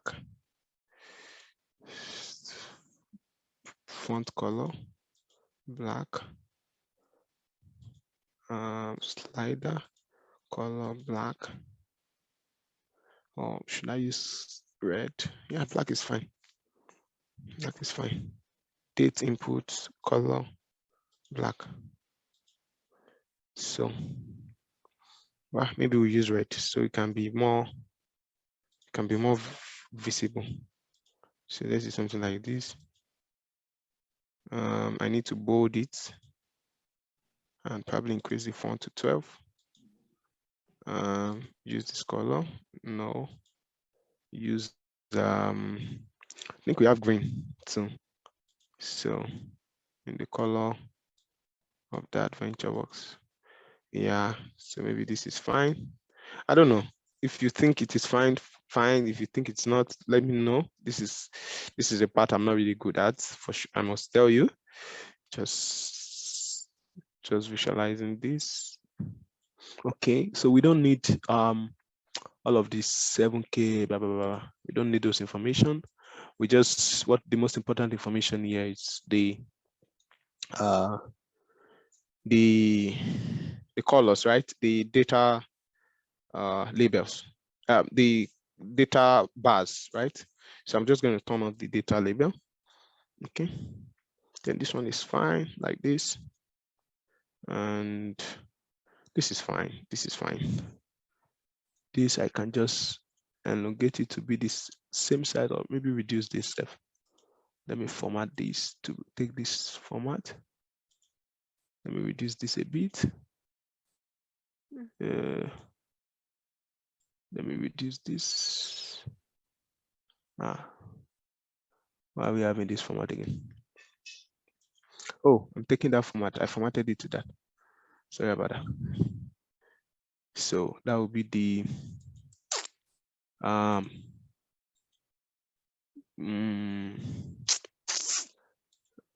did we change it earlier?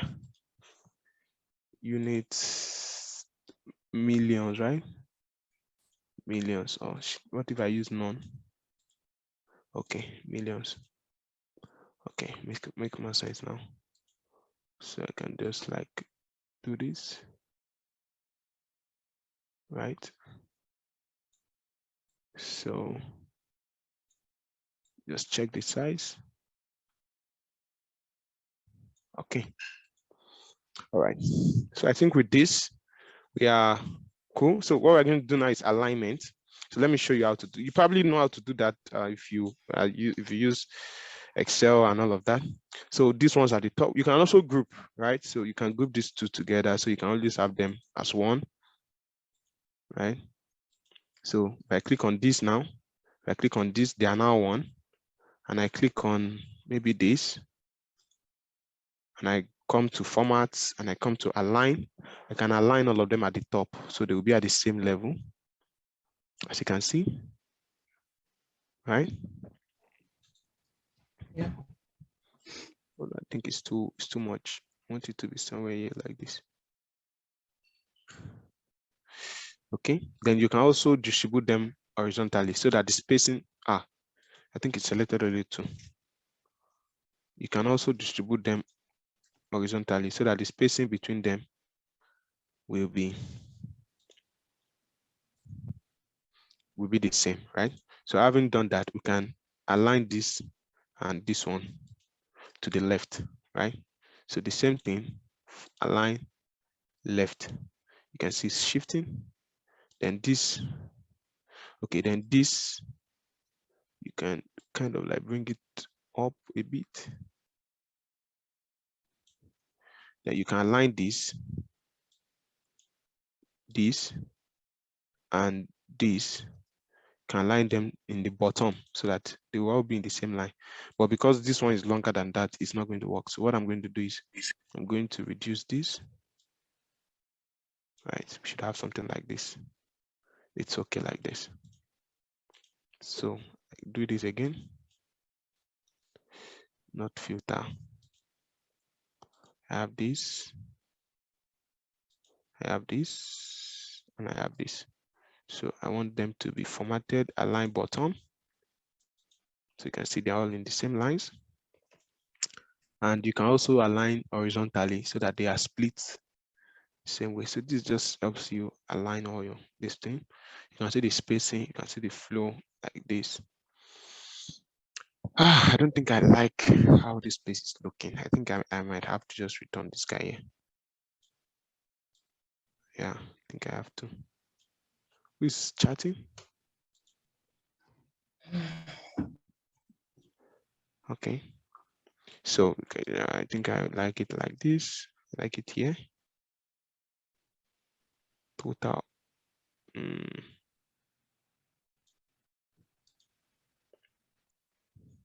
So total product by profit, total product by orders. Then maybe we can add total products by revenue, right? We can add total product by revenue. So let me just copy and paste this. Ctrl C, Ctrl V, just to fill up that space, right? So instead of having it by product name by total orders, we're going to have it as total revenue. Apply. So it's still going to be still mounting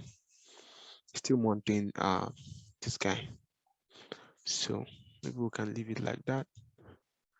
It's fine. It's just to the major thing here is you understanding how everything works, right? So let me just quickly edit the name. A category is the title rather, total products by revenue. So we have revenue. Okay. All right. So I think this looks okay. So I can clear out this page. We have our filters. I think it's okay for a class. So are we making profit? So I usually like to add another text box here that we kind of like show, say something like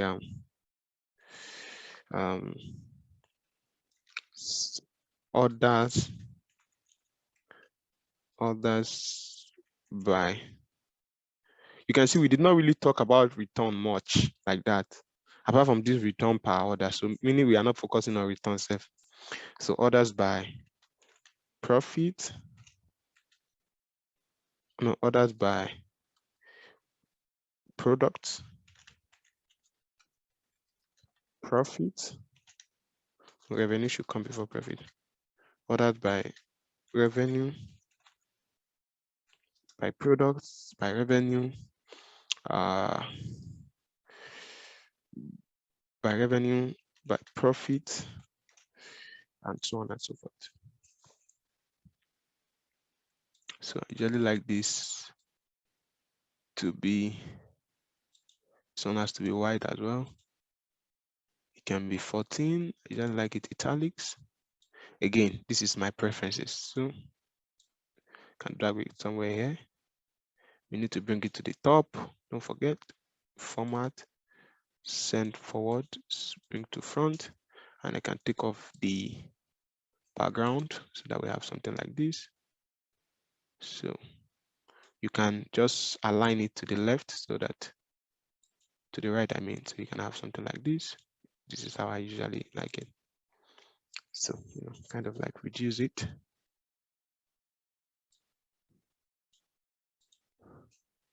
Okay.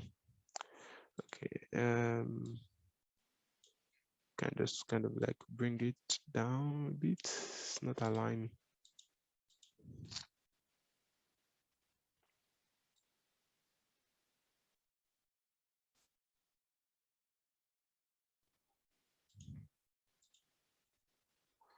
Okay. Can have something like this. Okay, so let's see what we have. So if you want to export, you can usually export. Of course, it's because I want to share. Like you can just export this to Power BI service and all of that. That's more information about Power BI service that you need to know. Because if you are working in a team, that's the best way to.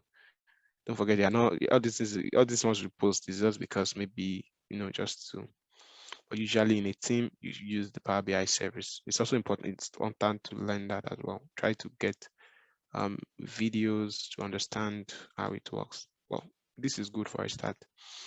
Just little things to add on that end. I want this to come a bit down. It's going up too much for my liking.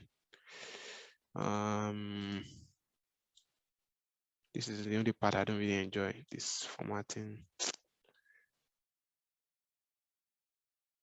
Okay.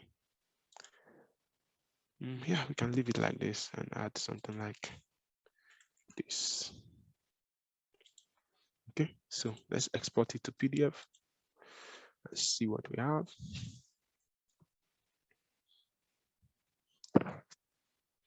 So my PDF was opened in this part. And yeah, this is what we have. So this is our first dashboard. Or your first, because we did it together, right?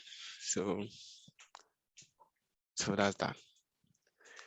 So I think with that, you can always work on this, implement on this, try to learn about the visualization practices, best practices. There are a number of them. Know the right chart to use, when to use them. Work on your Dax. As you can see, it really helped us with a lot of stuff here. Yeah. So work on your Dax. Anyone that tells you that you can do Power BI without Dax is no. Yeah, I've had someone say that before. So it's important, like it's help you. Even if you're able to do some of those things, it will probably take you tons of time and all of that. So guys, any question? I think we spent 4 hours